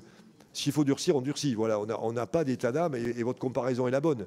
Il faut que la fraude fiscale nous donne les mêmes moyens pour la fraude sociale. Voilà, donc c'est ça l'idée. Et que l'efficacité que l'on peut constater sur la fraude fiscale puisse être transférée sur la fraude sociale dès lors qu'on utilise les mêmes outils. Voilà, donc votre proposition me semble aller dans le bon sens. Et en tout cas, mon ministère l'examinera avec attention, puisque vous nous aidez par là même à être encore plus efficace dans, là encore, le parti pris, la doctrine, qui est bien effectivement de renforcer très fortement la lutte contre la fraude sociale. Donc là-dessus, nous nous rejoignons bien évidemment. Je ne commenterai pas votre point 2, je l'ai entendu. Mais le seul commentaire que je ferai, c'est qu'on renvoie à la répartition. En fait, tout le monde le sait, la répartition, c'est un triangle. Hein. C'est le niveau des pensions, c'est les cotisations et c'est la durée. Voilà. Il y a 3 paramètres. On peut pas, si on joue sur l'un, sur les 3, on joue comment? Voilà. Donc la réforme 23, c'est jouer sur la durée, pour pas toucher ni aux pensions ni aux cotisations, mais si on veut pas toucher à la durée, il faut toucher aux autres. Voilà, voilà, et c'est ce qu'on voit. Quand on ralentit l'extension de la durée, on voit bien qu'on a un sujet d'incapacité à indexer sur les pensions. Voilà, donc voilà, je pense qu'effectivement c'est une forme en tout cas de vérification que ce trio-là est un système qui marche ensemble et que quand on touche à l'un, il y a les conséquences sur les autres. La France vit-elle au-dessus de ses moyens? Mais c'est ce que nous renvoient les chiffres des comptes publics. Hein. Je pense que c'est la démonstration voilà, qu'il suffit de regarder les chiffres. Hein. Donc après, chacun y met les mots qu'il veut, mais en tout cas, on voit bien qu'il y a un problème de déséquilibre structurel entre ce que l'État gagne et ce qu'il dépense. Donc ça s'appelle le déficit. Et ce déficit, il faut d'abord le maîtriser. Hein. C'est déjà compliqué. Je rappelle que le fait de revenir à 3%, ça fait juste stabiliser la dette. Hein. Il faut être clair, enfin, voilà, on parle de ça, et on voit bien que c'est compliqué. Bon, voilà. Donc, durée, stabilité, excusez-moi. Ah oui, bon, ça c'est un avis, là aussi je vous laisse libre de votre appréciation sur les gouvernements précédents, et je n'ai pas à les commenter, me semble-t-il. Merci, la parole est à Laurence Muller-Bronn. Merci. Monsieur le ministre, dans le cadre des discussions budgétaires en cours sur l'âge de départ à la retraite, mes questions portent sur un sujet directement lié à celui de l'emploi des seniors. Je vous rappelle que le Parlement a enfin adopté l'accord des partenaires sociaux en faveur de l'emploi senior, mais le sujet est resté de côté depuis l'adoption de la réforme de retraite en 2023. Les difficultés à retrouver un emploi après 55 ans sont pourtant parfaitement documentées, notamment par l'UNEDIC et la Cour des comptes.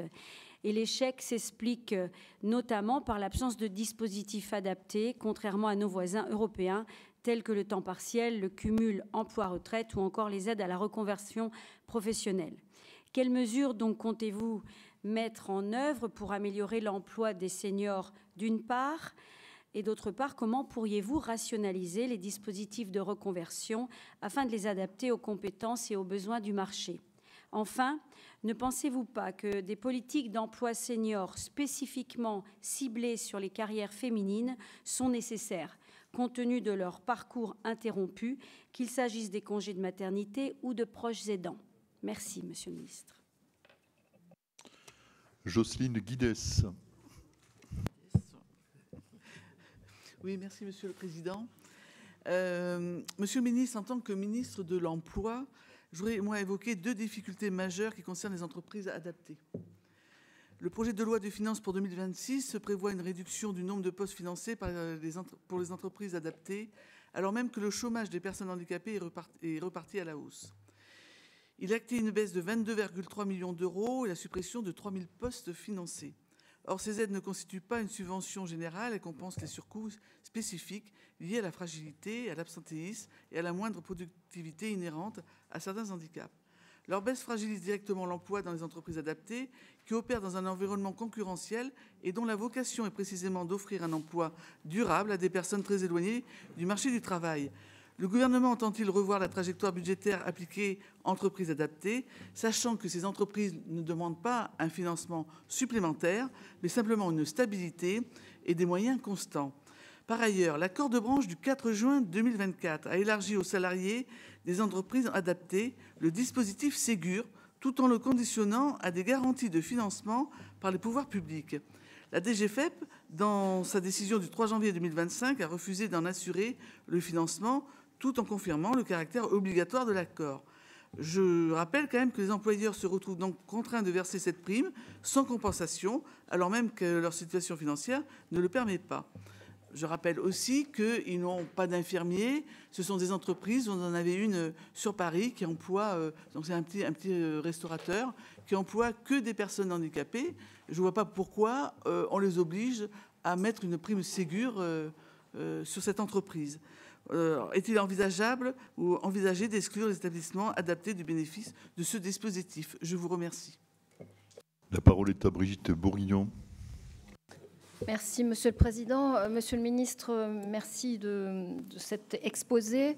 On partage, je crois, le même objectif ici, tenir les comptes sociaux, mais aussi accompagner les plus fragiles. Donc je rejoins un peu la même philosophie de la question de Jocelyne Guidez en l'élargissant aux structures d'insertion par l'économie, qui sont très inquiètes ces derniers temps. Et je crois que vous avez beaucoup parlé valeur travail, accompagnement du travail, et on y croit tous ici. Et je crois que le meilleur investissement social, c'est celui-ci. Donc, je sais aussi que ça relève du PLF, mais ça n'est pas, c'est quand même étroitement lié aussi au PLFSS. Et c'est pas incohérent de l'évoquer ici. Mais elles aussi, ces entreprises, ont besoin de trajectoires. Elles ont besoin de tenir les parcours, notamment parce que le public est difficile. Et on crée des à-coups comme ça qui fragilisent à la fois les structures et tout le monde autour d'elles. Donc, elles ne demandent pas plus, comme le disait Jocelyne, mais elles demandent une garantie et elles demandent à ce qu'on maintienne sous peine de parfois devoir fermer des activités. Donc, je voulais savoir si vous comptez garantir une pérennité des aides au poste IAE et quel avenir vous donnez à ces contrats aidés. Merci. Merci. Daniel Chassaing. Merci, Monsieur le Président. Monsieur le Ministre, vous avez rencontré à Limoges pour la ligne Paris-Toulouse qui va, je pense, s'améliorer. J'espère que vous arriverez à améliorer le PLFSS d'ici 2027. Donc, les personnes, vous savez, depuis 85 ans, ont doublé, ce n'est pas votre domaine, mais j'y reviens. Donc l'augmentation de la dépendance, l'augmentation de l'assurance maladie, ce n'est pas votre domaine non plus. Mais on est passé de 13 millions d'ALD à 18. Et enfin, la durée de vie qui a nettement augmenté depuis 1980, on a augmenté plus de 10 ans, avec 4 millions de retraités en 1980, 18 à 20 en 2025, et un déficit, bien sûr, malgré la retraite qui a commencé à évoluer vers les 64 ans. Donc vous proposez une année blanche. Bon, peut-être pour les petites retraites, il faut peut-être voir s'il n'y a pas une possibilité d'indexation. Il faut bien sûr avoir une retraite plus tard. 64 ans, ça a été voté depuis de nombreuses années par le Sénat. Mais bien sûr, comme vous l'avez dit, parfois il faut faire des compromis.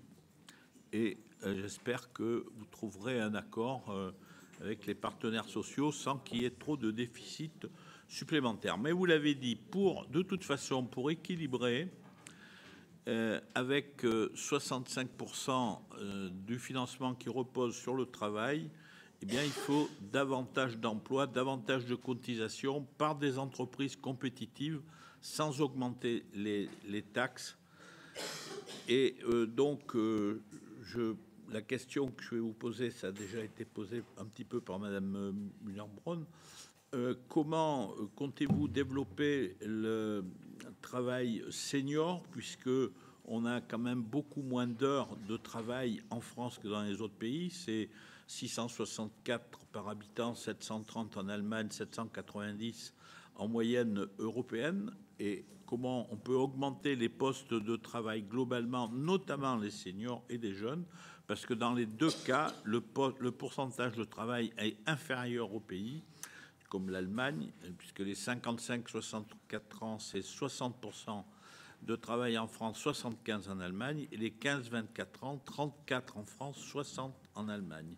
Donc, quel projet pour le gouvernement pour développer les emplois seniors, notamment les emplois retraite? Quel projet pour augmenter les emplois des jeunes? Ça a été dit, apprentissage, développer l'aide à l'emploi jeune, et ne faut-il pas augmenter la création d'EPID pour les jeunes qui n'ont aucune formation à la sortie? Merci. Et Raymond de Poncé-Monge. Oui, merci Monsieur le Président, merci Monsieur le Ministre. Nous partageons avec vous le fait que la sécurité sociale doit revenir à l'équilibre. Il y a effectivement des mesures recettes à prendre, des mesures dépenses, des mesures de quantité de travail, mais vous vous doutez que la question n'est pas technique, elle est quand même politique. Nous n'avons pas les mêmes, effectivement. Je prends un exemple dans votre discours, hein, ce n'est pas quelque chose que j'avais préparé, mais vous avez dit chaque fois qu'on exonère, on affaiblit la sécurité sociale. Hein, vous avez raison. Et d'ailleurs, depuis 2019, 2023 ou 24, je n'ai plus tout à fait la date butoir, effectivement, les niches sociales ont augmenté de 8 milliards et à l'époque, c'était l'évolution du déficit de la sécurité sociale. C'est la Cour des comptes qui le dit. Alors, nous avons comme ça, sous Macron, 8 milliards de plus de niches sociales, d'exonérations qui ont affaibli la sécurité sociale. Et donc, vous avez raison, il faut donc y remédier. Alors, est-ce que vous remédiez à la prime du partage de la valeur qui a explosé? Est-ce que vous remédiez à l'exonération des heures supplémentaires qui coûtent plus de 2 milliards chaque année et 4 milliards si on fait puisqu'ils sont aussi exonérés fiscalement? Vous voyez, par exemple, la sécurité sociale, les 2 milliards, il manque à la retraite. Donc, il n'y a pas que 3 paramètres pour la retraite. Ce n'est pas que 3 paramètres techniques. Et vous, ce que vous faites, vous dites, ah ben le ticket restaurant, tiens, le ticket restaurant, 8%.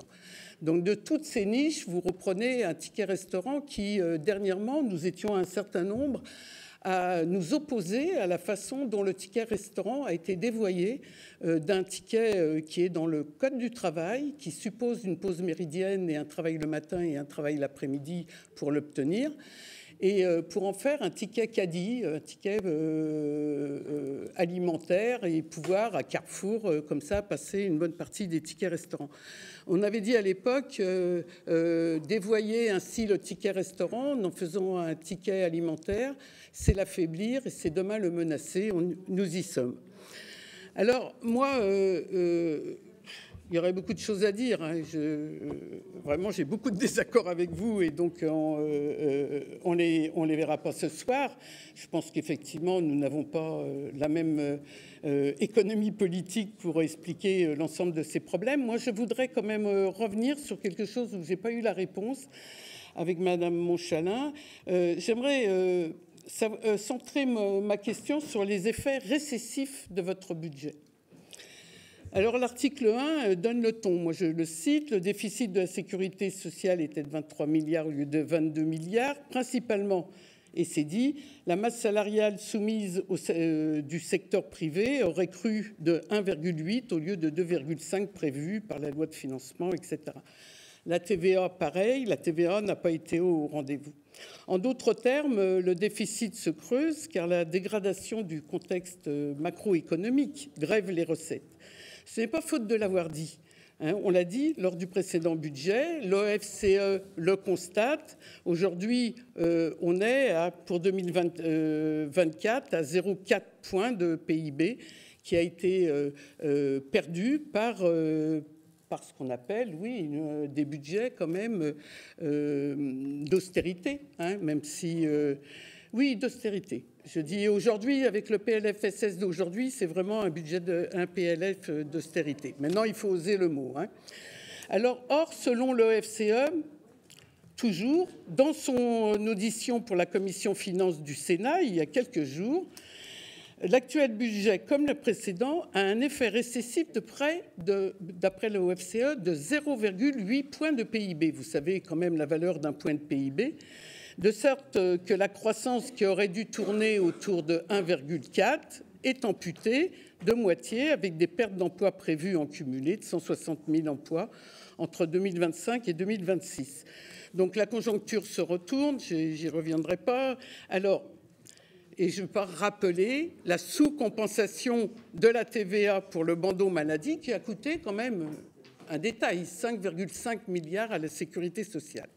Alors, monsieur le ministre, je vous pose donc la question, à vous également. Je pense que vous avez beaucoup parlé, je peux aussi prendre du temps. Avez-vous calculé l'impact récessif des mesures présentées dans l'actuel PLFSS? Parce que c'est important quand même. Pourquoi, une fois de plus, retenir un taux de croissance de 1%, optimiste, comme chaque année, alors que, bon, l'OFCE, le consensus des économistes, la Banque de France, au grand maximum, on trouve 0,9, mais on trouve souvent 0,7, pour nous dire demain que les recettes ne seront pas au rendez-vous. La politique de l'offre, qui est plutôt une politique de la rente aujourd'hui, je dirais, crée un déficit de la demande. Tous les carnets de commandes sont au plus bas. Mais vous poursuivez une politique de l'offre et une dépression de la demande. Alors, sans être keynésien, au bout d'un moment, il ne faut peut-être pas s'obstiner.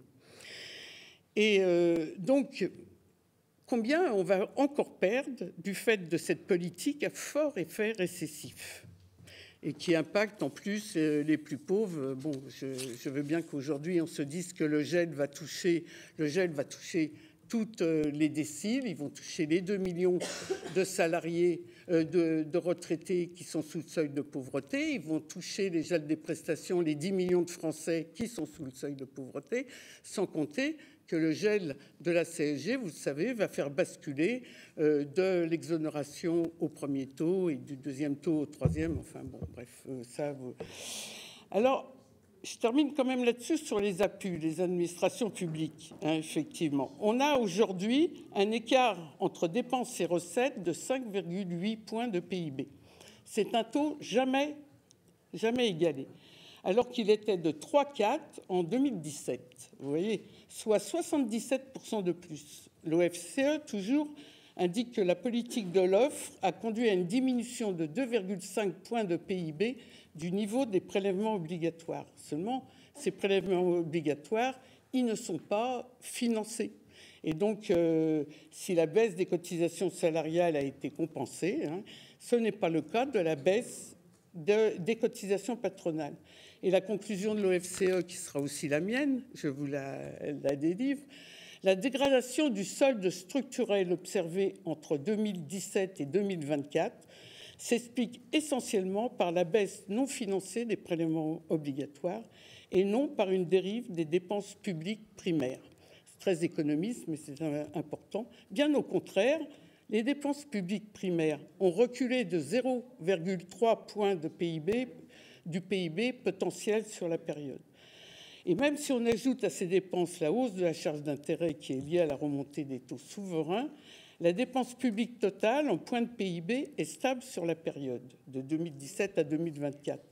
C'est la baisse des recettes qui distingue aujourd'hui la France, c'est l'OFCE qui le dit, des autres pays d'Europe, comme l'Espagne, l'Allemagne, le Royaume-Uni, où l'on observe une augmentation des dépenses publiques depuis la crise Covid, compensée par une hausse des recettes. Alors vous avez dit, nous avons un taux, nous, supérieur, oui, parce que nous avons fait un choix collectif de mutualisation, c'est le choix de la sécurité sociale, mais l'évolution, elle, est, d'après l'OFCE, complètement différente de ce qui se passe en Europe. On est plus haut, d'accord, mais il commence à y avoir une convergence, parce que, je le répète, c'est la baisse des prélèvements obligatoires non financés qui font l'aggravation depuis 2017 des administrations publiques. Merci Martin Lévrier. Merci Monsieur le Président, merci Monsieur le Ministre pour vos propos liminaires et vos explications. Je reviens sur l'apprentissage et Dieu sait que je suis content d'entendre tout ce que j'ai entendu depuis tout à l'heure sur l'apprentissage, puisqu'en 2017 et 2018, on n'était pas bien nombreux dans cette salle à le défendre. Donc je suis très très heureux, mais pour autant, moi j'ai du questionnement par rapport à l'évolution de cette réforme. Et en particulier deux points. Un point qui m'a frappé, qui est selon l'économiste Bruno Coquet, qui annonce que le coût d'un jeune en apprentissage dans le supérieur est 2 fois supérieur à celui d'un jeune dans un cursus classique, 2 fois plus cher. C'est le premier point. Le deuxième point, c'est que le développement de l'apprentissage en France depuis 2017 s'est envolé et même exponentiel au niveau du supérieur. Et l'évolution est très faible, enfin faible, même je dirais quand même très faible dans le pré-bac, et en particulier c'est le plus faible de tous dans le lycée pro. Donc là, moi j'ai beaucoup de questionnements par rapport à ça, parce que je pense que la richesse de l'apprentissage, c'est avant tout le pré-bac, et en particulier le bac pro, lieu où les entreprises recherchent le plus de salariés futurs. Donc par rapport à ça, je me suis posé plusieurs questions, et si je crois que c'est 2 fois plus cher, dans l'apprentissage 2 fois plus cher pour un jeune dans le supérieur que dans le pré-bac, que dans l'initial, ça pourrait tendre à dire que les coûts calculés sont beaucoup trop forts. Ce qui ne me surprendrait que modérément, puisqu'on voit que c'est trusté par les centres de formation privés versus ceux du public, l'université ayant un mal de chien actuellement à sauver son apprentissage. Et donc je me pose la question du versement de la subvention aux entreprises, des aides aux entreprises de 5 000 €. Alors je l'ai résumé rapidement, 5 000 € pour tout le monde pour éviter les débats des 250, plus 250, moins 250. Mais si on essayait de faire évoluer cette réforme en aidant mieux le pré-bac versus le post-bac, et en disant par exemple, allez, 5 500 € pour l'infra-bac, 3 500 € pour les formations bac à bac plus 2, 2 500 pour les licences et 1 500 pour le master et au-delà, par exemple, on aurait une économie d'1,5 milliard à peu près. Et moi, je pose vraiment cette question pour replacer le curseur au bon endroit de l'apprentissage, qui est un développement très fort pour moi, enfin selon moi, et j'y crois beaucoup, dans le pré-bac plus que dans le post-bac, et de bien réfléchir à ce qu'est le coût apprentissage dans le post-bac, sujet que je connais quand même assez bien parce que j'en viens. Voilà. Une question rapide maintenant sur le contrôle du chômage, mais qui est plus politique et presque philosophique, en particulier sur les jeunes à bac plus et les cadres supérieurs, où j'ai un mot qui revient très régulièrement quand je leur parle, c'est « je suis en train de recharger mes droits au chômage pour pouvoir partir en vacances ». Et je l'ai vu et je le vois très souvent encore, des jeunes qui partent 6 mois à Bali ou ailleurs parce qu'ils ont eu suffisamment de... On a un vrai sujet de solidarité, même pas intergénérationnelle, parce que là c'est de la même génération. Et on doit absolument réfléchir à ce sujet. Il faut protéger le chômage, il faut protéger ce qu'est la solidarité du chômage, mais il ne faut pas se laisser manger par des bac plus, je parle de ça, je ne parle pas obligatoirement, je ne parle pas de jeunes qui cherchent du boulot, mais de bac plus qui tendent à en profiter. Et il faut être, je crois, très vigilant sur ce sujet-là. Non, je vais m'arrêter là, parce que sinon ça va être trop long. Merci beaucoup. Merci, la parole est à Chantal de Saïne. Merci, Monsieur le Président. Monsieur le Ministre, au début de votre intervention, vous avez dit qu'il fallait il n'était pas tabou, en tout cas, de reconsidérer les niches fiscales et qu'il fallait une juste contribution au financement de notre modèle social. Je voulais revenir sur l'abattement de 10% pour frais professionnels pour les retraités et rappeler que ce dispositif qui avait été adopté en 1977, applicable aux revenus de 1977, avait été mis en place pour compenser les faibles montants de pension et la faible revalorisation des retraites en deçà de l'inflation. Or, vous prévoyez de supprimer cet abattement de 10%, de le plafonner, alors que dans le même temps, vous prévoyez aussi une sous-indexation des pensions de retraite. C'est en quelque sorte une double peine pour les retraités. Ça va sûrement aussi faire rentrer dans l'impôt des retraités aux revenus modestes. Est-ce que vous pensez que c'est vraiment la solution? Ne faut-il pas reconsidérer la valeur travail et la durée du temps de travail? Je vous remercie. Merci. La parole est à Patricia Demas. Merci, Monsieur le Président. Monsieur le Ministre, beaucoup d'éléments ont été apportés au cours de cet échange fructueux. Moi, je voulais revenir sur l'instauration du forfait social de 8% sur les avantages en nature, ainsi que sur la hausse de 10 points du forfait sur les ruptures conventionnelles, pour justement apprécier leur impact sur le pouvoir d'achat des salariés et sur la compétitivité des entreprises. Ces mesures pourraient effectivement détériorer le climat social dans les entreprises, alors que la qualité de vie au travail est déjà un enjeu majeur. La hausse du coût des ruptures conventionnelles, par ailleurs, risque de compliquer les restructurations, et notamment dans les secteurs en mutation, comme l'industrie ou le commerce. Alors, Monsieur le Ministre, je voudrais que vous puissiez, s'il vous plaît, justifier ce choix de 8% sur les avantages en nature, alors que leur rôle dans la motivation des salariés et leur fidélisation n'est plus à mettre à l'épreuve. Par ailleurs, je souhaiterais aussi vous alerter et vous interroger sur la manière dont vous comptez concilier la mesure de hausse du forfait social sur les ruptures conventionnelles, parce que cette nécessité, il y a une nécessité de fluidifier le marché du travail, surtout dans un contexte de chômage structurel. Et in fine, prévoyez-vous une clause de revoyure pour ajuster ces taux en fonction de leurs impacts sur l'emploi et sur le dialogue social? Je vous remercie. Merci. Monique Lubin. Merci, Monsieur le Président. Monsieur le Ministre, vous avez posé une question tout à l'heure à la France vit-elle au-dessus de ses moyens? Eh bien, je vous renvoie à la question. La France vit-elle au-dessus de ses moyens, ou bien la France ne se donne-t-elle pas les moyens de maintenir son modèle social? Et je vais même être un peu provocatrice, ou pire, mais je n'ose l'imaginer, les derniers gouvernements n'ont-ils pas organisé cette forme d'insolvabilité? Parce que moi, je pose une question. Depuis 2017, un grand nombre quand même de cadeaux fiscaux ont été faits, cadeaux fiscaux ou autres, dont nous avait annoncé un certain ruissellement. Aujourd'hui, tous les économistes le démontrent, il n'y a eu aucun ruissellement. Et toutes ces recettes dont nous nous sommes privés,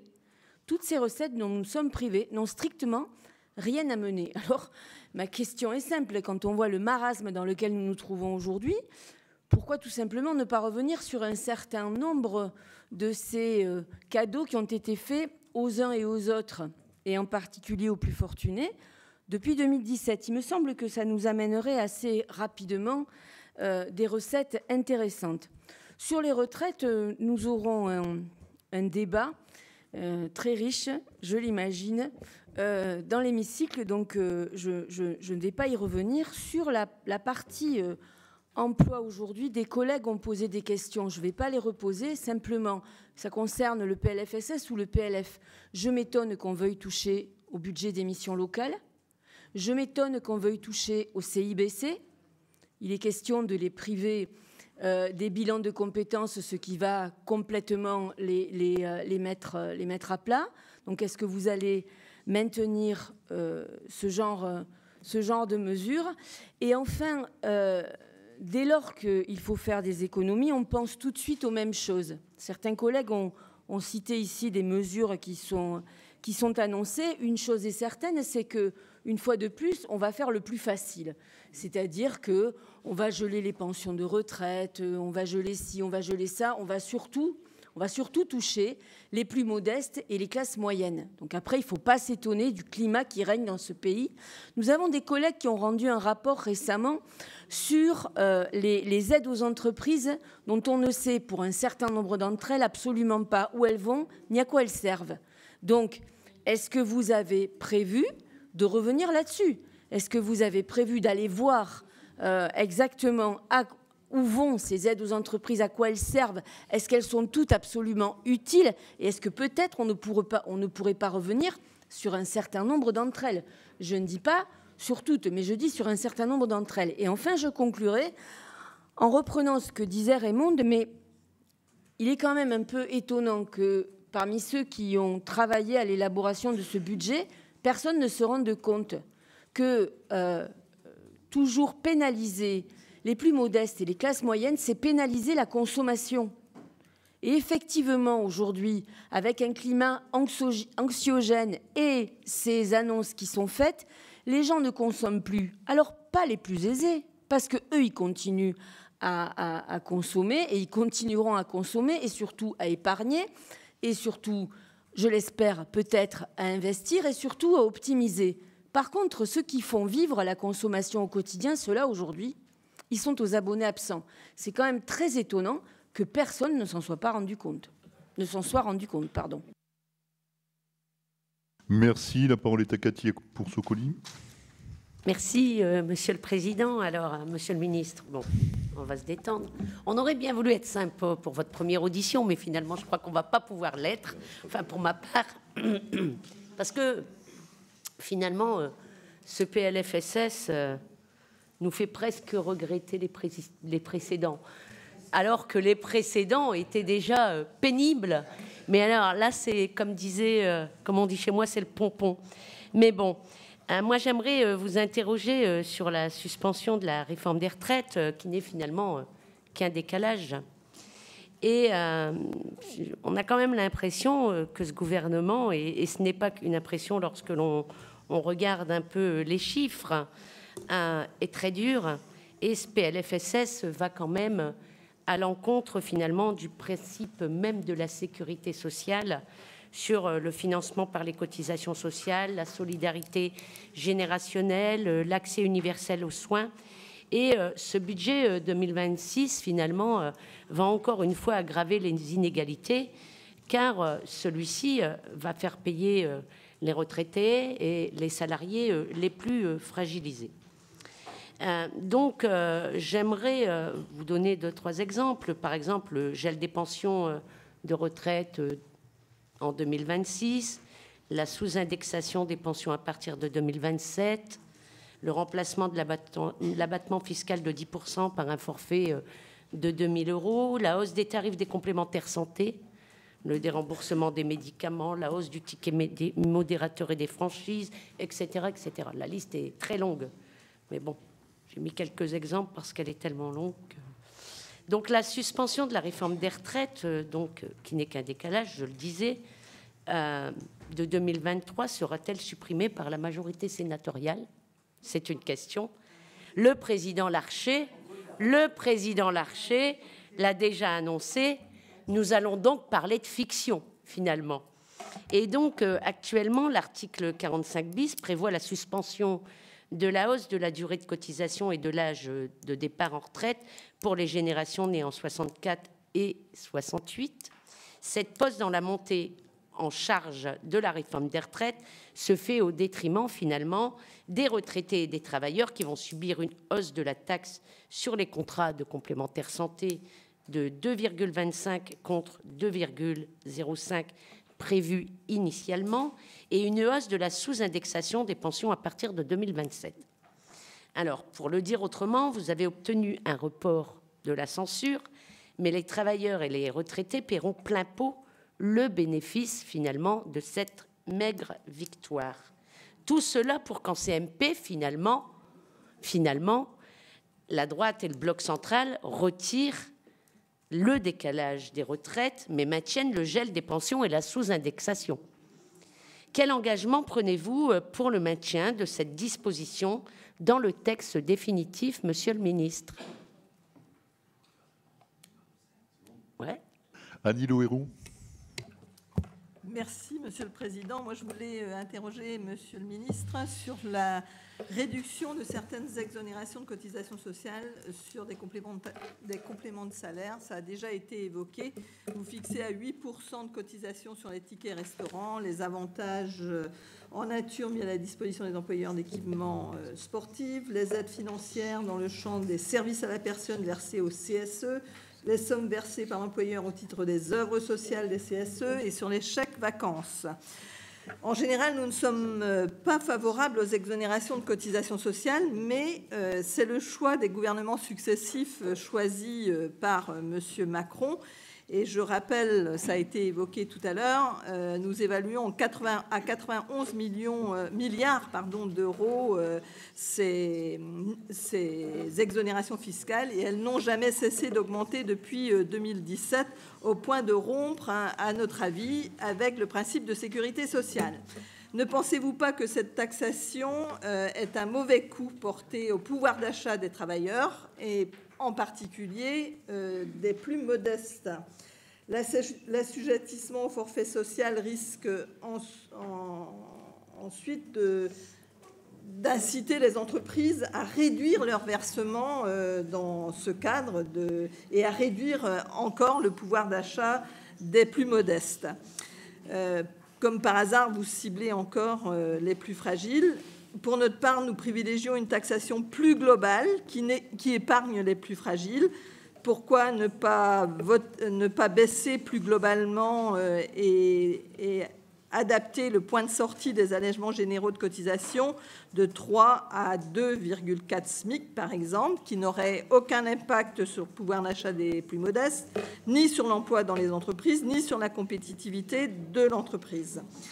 Deuxième question que je voulais vous poser concerne votre choix de réduction des exonérations de cotisations sociales à l'outre-mer, et je pense notamment à la suppression de l'exonération Lodéum. Donc je ne sais pas si vous avez des éléments complémentaires à nous donner. Et puis vous avez cité la fraude sociale, donc je pense qu'on partage l'objectif de lutter contre la fraude sociale, mais quels moyens on donne humains aux URSSAF et aux établissements pour aller chercher ces fraudes sociales là où certains excellent à... Ça ferait des économies bien trouvées. Merci. Merci. Pour terminer, Marion Canales, s'il vous plaît. Je vais essayer d'être très rapide. Merci, Monsieur le Ministre. 2 pas de côté sur le PLFSS et un point sur le PLFSS. La suppression de plusieurs postes d'opérateurs de l'État sont dans l'air. On en a déjà discuté au dernier débat budgétaire. Quid de France Travail, qui déjà est très impacté par des phénomènes de sous-traitance. Voilà, les effectifs de France Travail qui sont sous votre responsabilité. Les missions locales, ma collègue l'a rappelé, je pense qu'on le partage ici quand même assez globalement. D'autres collègues en parlent régulièrement. 20% de financement en moins en 2 ans. C'est beaucoup pour le travail et l'insertion pour les jeunes. Et puis, je vais parler de sinistralité. Donc, vous l'avez dit, c'est 2 morts par jour en règle générale. Il y a, depuis juillet, une politique pénale qui a été renforcée entre votre ministère et le ministère de la Justice pour les accidents du travail mortels. On le sait, il y a 38% des entreprises qui ont recours à la sous-traitance. On le sait que la sinistralité, il y a une surexposition dans les entreprises qui sous-traitent. Quelle est votre vision un peu de la chaîne des responsabilités, du devoir de vigilance dans le domaine de la sous-traitance? On avait porté des amendements l'an dernier sur, peut-être ce n'était pas les bons vecteurs, mais des cotisations supplémentaires aux donneurs d'ordre quand un sous-traitant dépasse un seuil de sinistralité régulièrement. Comment est-ce qu'on peut lutter contre ce phénomène? Car la politique pénale renforcée, c'est bien, mais quand le décès a eu lieu, c'est un peu tardif. Donc pour accompagner le renforcement de la moindre exposition dans les phénomènes de sous-traitance, quelle est votre vision de ce sujet-là, puisque vous l'avez évoqué dans votre propos liminaire? Merci. Monsieur le ministre, c'est à vous pour répondre à ces multiples questions. Très bien, je pense que certaines questions sont revenues plusieurs fois. Donc la première fois que je réponds, j'espère que les sénatrices et les sénateurs accepteront l'idée que j'ai donc répondu à la thématique. Emploi des seniors, on en a parlé. Oui, récemment, on s'en est parlé tout à l'heure. On a renforcé les dispositifs emploi des seniors et on est tout à fait prêt à le faire. Voilà, donc là-dessus, on peut continuer à travailler. Enfin, si vous avez des idées pour faire mieux que ce qu'on a mis dans la loi, c'est bien volontiers qu'on le fera. C'est une de mes objectifs principaux. Comment? Bon, très bien. Donc je fais confiance, ne vous manquez pas d'idée. Donc non, mais en tout cas sur l'intention, elle est bien là. Nous souhaitons améliorer l'emploi des seniors et donc voilà, on a déjà évoqué des idées tout à fait concrètes. Il y a la loi qui sort quand même de. C'est un accord national interprofessionnel quand même. Il y a eu dialogue social autour de ça quand même. Il y a de la valeur à ce matériau qui s'est transformé en loi.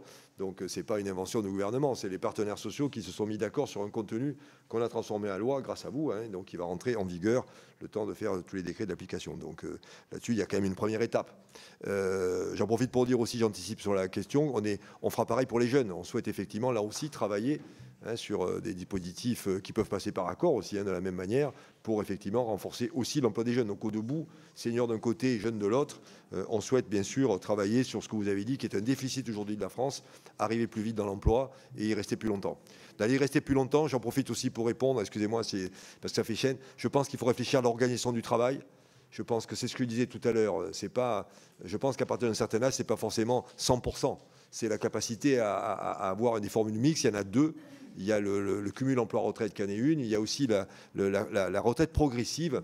Il faut s'interroger pourquoi ça ne marche pas davantage. Sur le papier, ça a l'air formidable. En volume, ce n'est pas énorme. Quels sont les freins ? Je ne vais pas y répondre là, mais moi j'ai envie qu'on regarde ça. Et une des pistes quand même, et là encore je m'exprime avec mon regard de patron, si on veut qu'il y ait c'est la notion de temps partiel, il faut qu'il y ait plus de postes soient divisés par deux, j'allais dire. Si on arrive à diviser plus de postes par deux, ben ça fait autant de mi-temps possible. Et donc on peut avoir un mi-temps retraite, un mi-temps activité, mais pour ça il faut que l'organisation du travail soit repensée dans les entreprises avec une capacité à organiser, là où il y a un poste à plein temps, en faire deux à mi-temps. Voilà, je pense que chez les cols blancs en particulier, ça ne me paraît pas impossible. D'ailleurs, j'ai eu quelques expériences à la SNCF. J'ai eu quelques expériences à la SNCF qui me montrent que c'est possible. Voilà, donc pour ça, pour dire, il faut regarder les freins et traiter les freins. Mais l'intention, elle est là et les moyens aussi. Il y a toute une problématique aussi sur l'insertion qui a été évoquée. C'est la deuxième grande politique. Il y a la formation, l'apprentissage et l'insertion. L'insertion est bien sûr au cœur des solidarités. Dans Travail et Solidarité, l'insertion, c'est le retour à l'emploi par des mécanismes particuliers. C'est assez complexe. Quand on rentre dedans, il y a plein de dispositifs. Mais il faut le faire parce que si on n'accompagne pas suffisamment les gens, on n'arrive pas à les faire revenir à l'emploi. Donc il y a effectivement une ambition d'économie assez forte, je le concède. On peut en débattre, c'est là pour ça. Mais je voudrais que là aussi, vous acceptiez l'idée d'une forme de recherche d'efficience. Voilà, je pense qu'il y a des bons exemples, il y en a des moins bons. Il faut que l'État, mais c'est la balle est dans notre camp, il faut que l'État se dote des moyens d'être plus au clair sur les endroits qui marchent et qui ne marchent pas, sur les formules qui marchent et d'autres qui marchent moins bien. Je pense qu'il faut qu'on ait cette capacité pour être sûr que l'argent qu'on y dépense est partout bien dépensé. Il y a des endroits où on est à peu près sûr, il y en a d'autres, on peut se poser des questions. Donc il faut nous laisser procéder à cette mise presque en contrôle de gestion pour prendre un vocabulaire de l'entreprise. Ces dispositifs, c'est pas tabou. Il faut vérifier que tout ça fonctionne bien. Et je pense qu'on a quand même des marges de progression ou en certains endroits ou sur certains dispositifs. Sur les SAT, je suis sensible à l'argument. On va regarder, donc je prends le point parce que là on est sur un public éminemment sensible, que sont les gens handicapés, donc il faut absolument qu'ils puissent trouver du travail et ce sont des structures qui le permettent. Donc on peut regarder comment on peut faire évoluer ces dispositifs, ça peut faire partie des thèmes de discussion et des possibilités d'amendements éventuels qui pourraient venir. Les sommes en jeu ne sont pas énormes, vous avez dit une vingtaine de millions, donc on n'est pas là sur des générateurs d'économie absolument majeurs. Donc on peut regarder ce qu'il est possible de faire. Je ne suis pas insensible à l'argument que vous avez développé.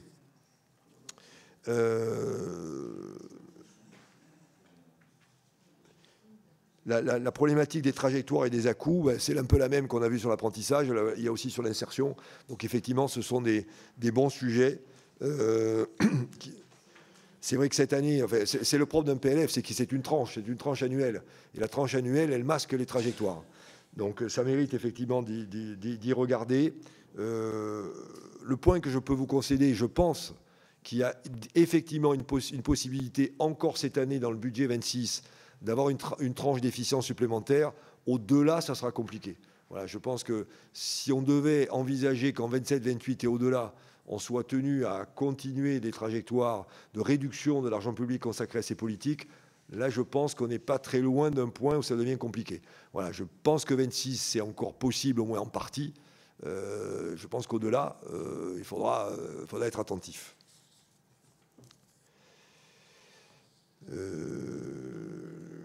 Oui, sur l'effet de la démographie qui a été souligné par monsieur le sénateur, effectivement, c'est un vrai sujet d'ailleurs. Alors ça me permet de vous dire que sur ce sujet structurel de la démographie, c'est certainement un des plus puissants qui vient impacter notre régime. Hein.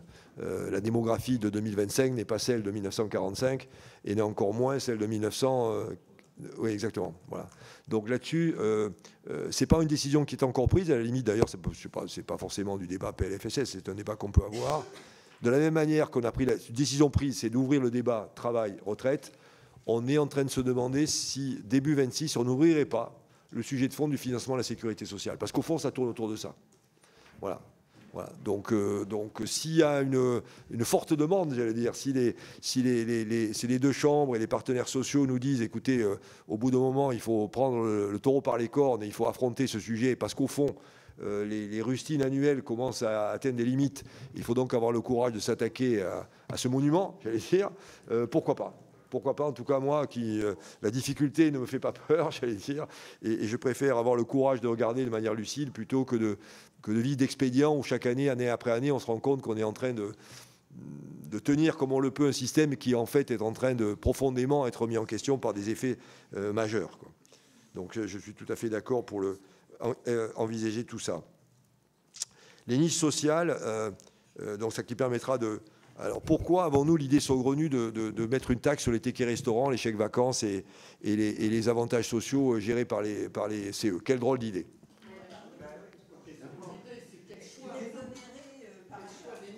Quelle drôle d'idée!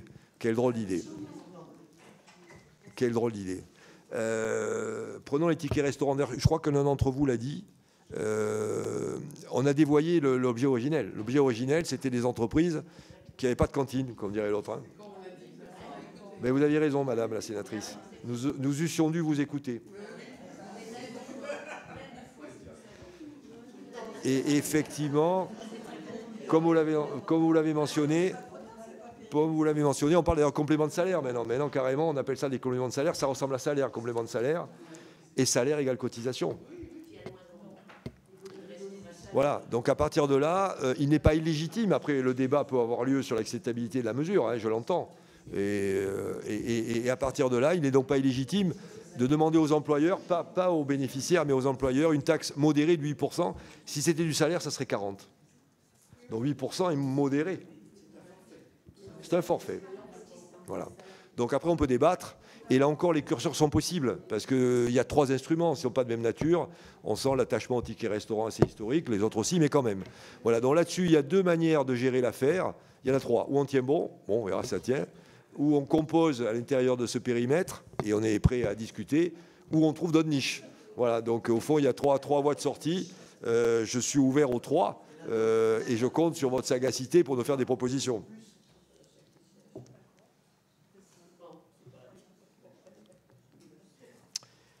Sur l'apprentissage, je crois qu'avoir longuement développé l'apprentissage, donc vous permettrez... Alors peut-être quand même si pour dire... Alors je pense que dans l'objectif, vous je dis ça, mais je pose à ceux qui étaient là, il y avait l'ambition de l'ouvrir au supérieur quand même. C'est le gros changement. Il y avait l'ambition. Alors est-ce que c'est allé trop loin? Est-ce que ça a été maîtrisé? Peut-être pas. Est-ce que ça a donné lieu à une sphère d'économie discutable, à marge excessive? Peut-être. Ça fait partie des éléments de recentrage et d'efficience. Vous voyez, tout à fait. Voilà. Donc on est tout à fait disposé à... C'est ce qu'on veut faire en fait, hein, au fond. Les questions que vous avez soulevées, ça fait bien partie des thèmes d'optimisation que l'on veut poursuivre et qui nous permettent de penser qu'on peut faire quasiment aussi bien avec un peu moins. Voilà, voilà, exactement. On est bien d'accord là-dessus et qu'on renonce surtout pas à l'apprentissage originel qui était sur les classes 3 et 4, les niveaux 3 et 4, donc les CAP, les bacs professionnels. Et pas plus tard qu'aujourd'hui, j'avais une réunion avec une association qui gère des centres d'apprentissage pour ces métiers-là. Les bouchers, les artisans, etc. Voilà, donc l'artisanat, voilà. Donc effectivement, je suis attentif à la remarque et c'est bien autour de ça qu'on peut peut-être réfléchir à des évolutions. Les niches fiscales, on en a parlé. Sur le 10%, est-ce qu'il lui est pas arrivé quelque chose en PLF à ce 10%? Non. Il me semble bien. Ah, il me semble bien. Ouais, il me semble bien qu'il lui est arrivé. Ouais. C'est pas le même 10%? Ah, ouais. Ouais, c'est ça. C'est 2000, 4000. Alors 2000, 4000, c'est... Ouais. Alors 2000, 4000... Oui. Et c'était 2000 personnes seules, 4000 à deux. C'était pas forcément... Oui, c'est ça, oui. Oui, il y avait ça. Oui, il y a l'étude d'impact.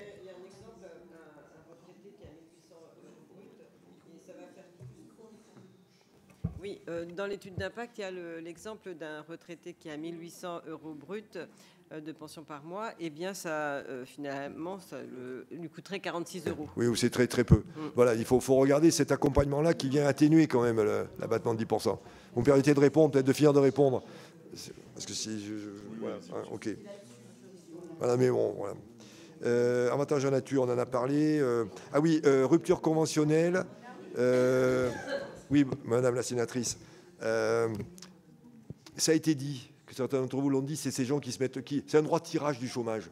Ça, c'est embêtant, c'est pas fait pour. C'est plutôt d'ailleurs des cas de sup. Hein. Là, on n'est pas dans les ouvriers et les employés. Il y a une pratique, effectivement, qui se met en place dans les professions un peu supérieures, où, au fond, on considère que se mettre au chômage 6 mois, 9 mois, ça permet de faire le tour du monde, de voyager, et que c'est normal. Non, ça l'est pas.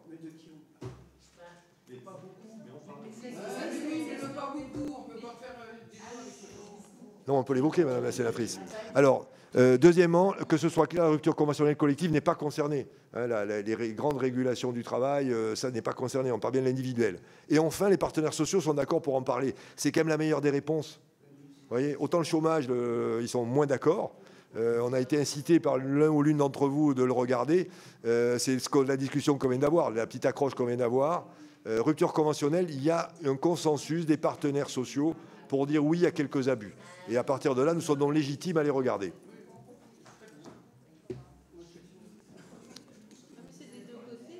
C'est des deux côtés, exactement, madame la sénatrice, madame la rapporteure. Les missions locales font partie du dispositif, effectivement, qui seront regardées en termes d'efficience. Là aussi, il y a un peu tout. Ça porte bien le nom, c'est local. Il y a des situations locales, en Bretagne ou ailleurs, où ça se passe très bien. Il y en a d'autres où ça se passe moins bien. On se donne le droit de regarder. Voilà, je pense que là encore, il n'y a pas de tabou sur l'efficience des politiques publiques dans leurs déploiements territoriaux.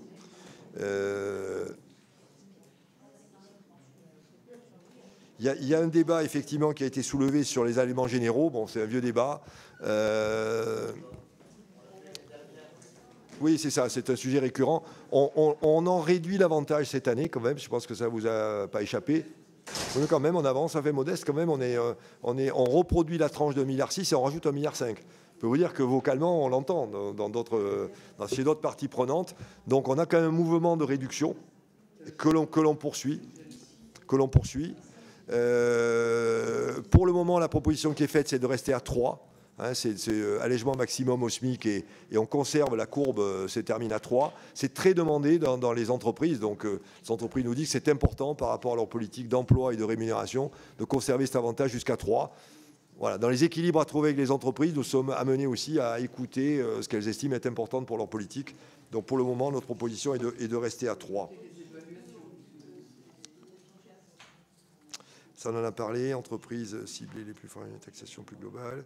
On en a parlé. Sur l'outre-mer, bon, l'outre-mer sont des territoires difficiles, hein, délicats. Enfin, je crois qu'il faut beaucoup de sagesse et de prudence quand on touche aux outre-mer.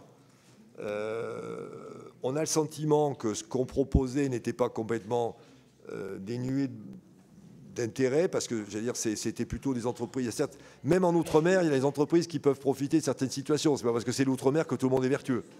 Voilà, donc il n'est pas interdit que le gouvernement s'interroge aussi, là encore, sur le bon usage de l'argent public, qu'on est tout à fait d'accord pour donner aux Outre-mer. Voilà, c'est la petite prudence que j'aurais. Après, voilà, il y a la thématique générale de l'Outre-mer, qui est une problématique délicate. Donc je m'arrêterai là dans ma réponse, mais on sera attentif à ces territoires, bien évidemment, même si la proposition faite pouvait être justifiée. Voilà, une réponse prudente que je vous ferai sur ce sujet-là. Enfin, et je l'ai dit tout à l'heure, dès que vous arrivez sur l'accident du travail, vous aurez en moins un ministre attentif. Voilà. Vous aurez en moins un ministre qui souhaitera progresser ou faire progresser avec humilité, mais souhaitera faire progresser nos résultats en matière d'accidentologie au travail. Voilà. Donc la problématique de la sous-traitance, vous avez raison. Il y a déjà des règles quand même. Il y a du code du travail là-dessus. Hein. Il y a quand même des règles de droit. On est responsable de ces sous-traitants, complètement. C'est-à-dire, c'est pas parce qu'on sous-traite qu'on n'est pas responsable des accidents du travail de ces sous-traitants. Enfin, je ne sais pas si certaines personnes ont ça dans la tête, ils ont tort. Moi, je l'ai vécu à la SNCF, je peux vous dire, on a eu des accidents mortels chez les sous-traitants, on l'a pris très au sérieux.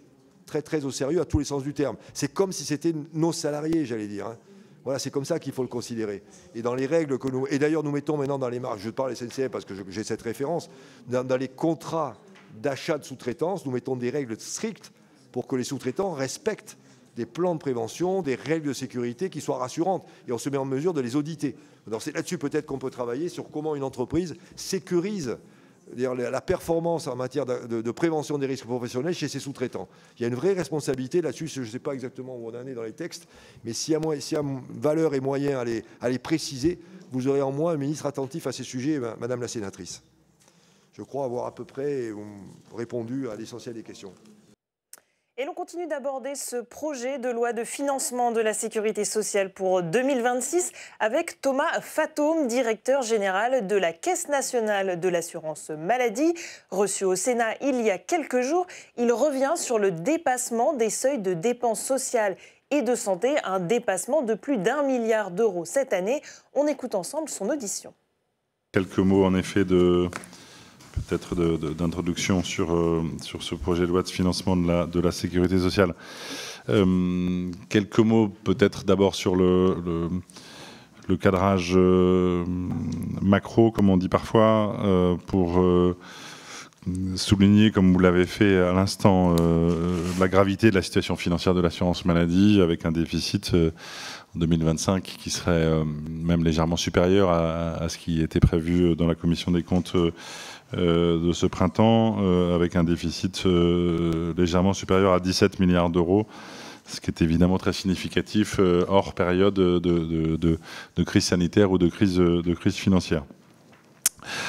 Partager néanmoins dans le même temps que ce projet de loi de financement porte une ambition de diminution assez significative de ce déficit pour l'assurance maladie, puisque l'objectif porté par le gouvernement dans ce projet de loi fixe une cible de déficit pour 2026 à 12,5 milliards d'euros, alors même que la conjoncture économique n'est pas extrêmement favorable, et donc en termes d'hypothèse de croissance, d'hypothèse de recettes.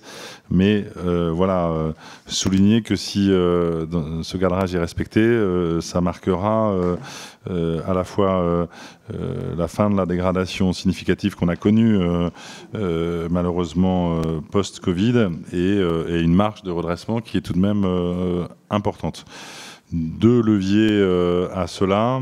Vous l'avez évoqué à l'instant, un effort significatif en termes de maîtrise des dépenses avec en effet un ONDAM 2026 à 1,6% avec un quantum d'économie à 7 milliards d'euros, ce qui est évidemment significatif. On y reviendra très certainement. Et ne pas oublier néanmoins également une progression des recettes de l'assurance maladie qui, si je la regarde de manière très macroéconomique, se porte à hauteur de 10 milliards d'euros. Si on regarde les objectifs de recettes 2026 par rapport aux prévisions de recettes 2025, et si on regarde l'article du PLFSS, je crois que c'est l'article 9, mais je n'ai pas revérifié, qui porte les différents éléments d'affectation financière entre l'État et la sécurité sociale et de répartition des recettes entre les différentes branches.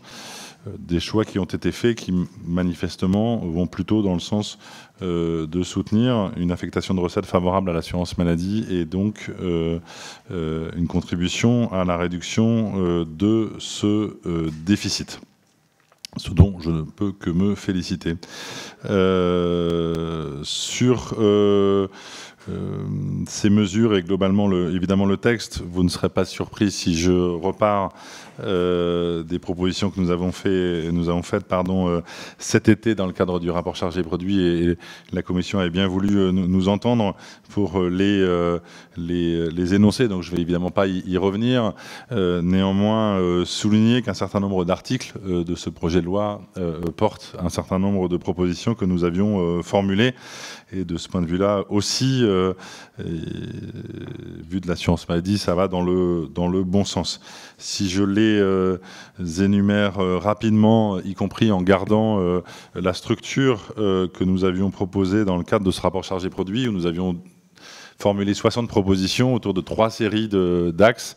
La prévention d'abord, bien évidemment, l'organisation, le parcours de soins et ce que nous avions appelé le juste soin au juste prix.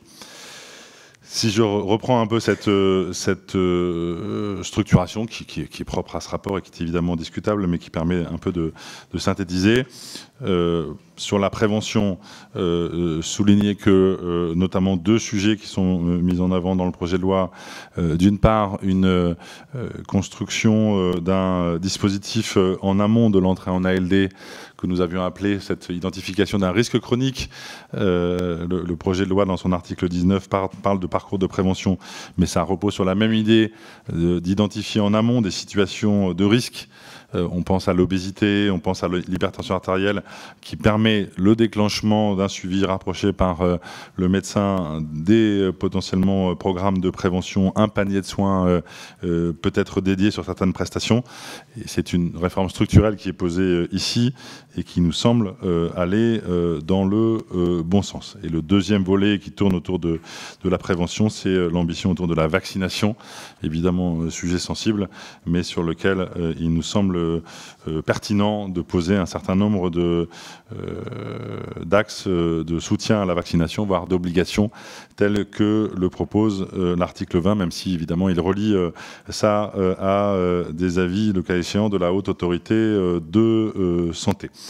Si je continue vraiment ce parcours assez rapide de ce projet de loi de financement sur le volet maladie, et en prenant le deuxième bloc qui est autour de l'organisation et du parcours de soins, en disant bien évidemment d'ailleurs que sur les 3 blocs que j'ai évoqués, fort heureusement tout ne relève pas du législatif, mais tout de même souligner que ce que nous avions porté dans le rapport autour d'une meilleure organisation des soins de ville, et notamment d'une meilleure organisation autour des soins non programmés, trouve une réponse à l'article 21 autour de ce cahier des charges des structures de soins non programmés qui pourraient être davantage reliées à une organisation territoriale, à un lien avec l'hôpital, à un lien avec le SAS, et davantage s'inscrire dans une continuité de prise en charge qui nous semble être positive au regard de ce qui se déploie aujourd'hui parfois de manière chaotique sur le terrain, des solutions qui parfois répondent à des besoins, mais parfois de manière très peu coordonnée avec les autres acteurs du territoire, qu'ils soient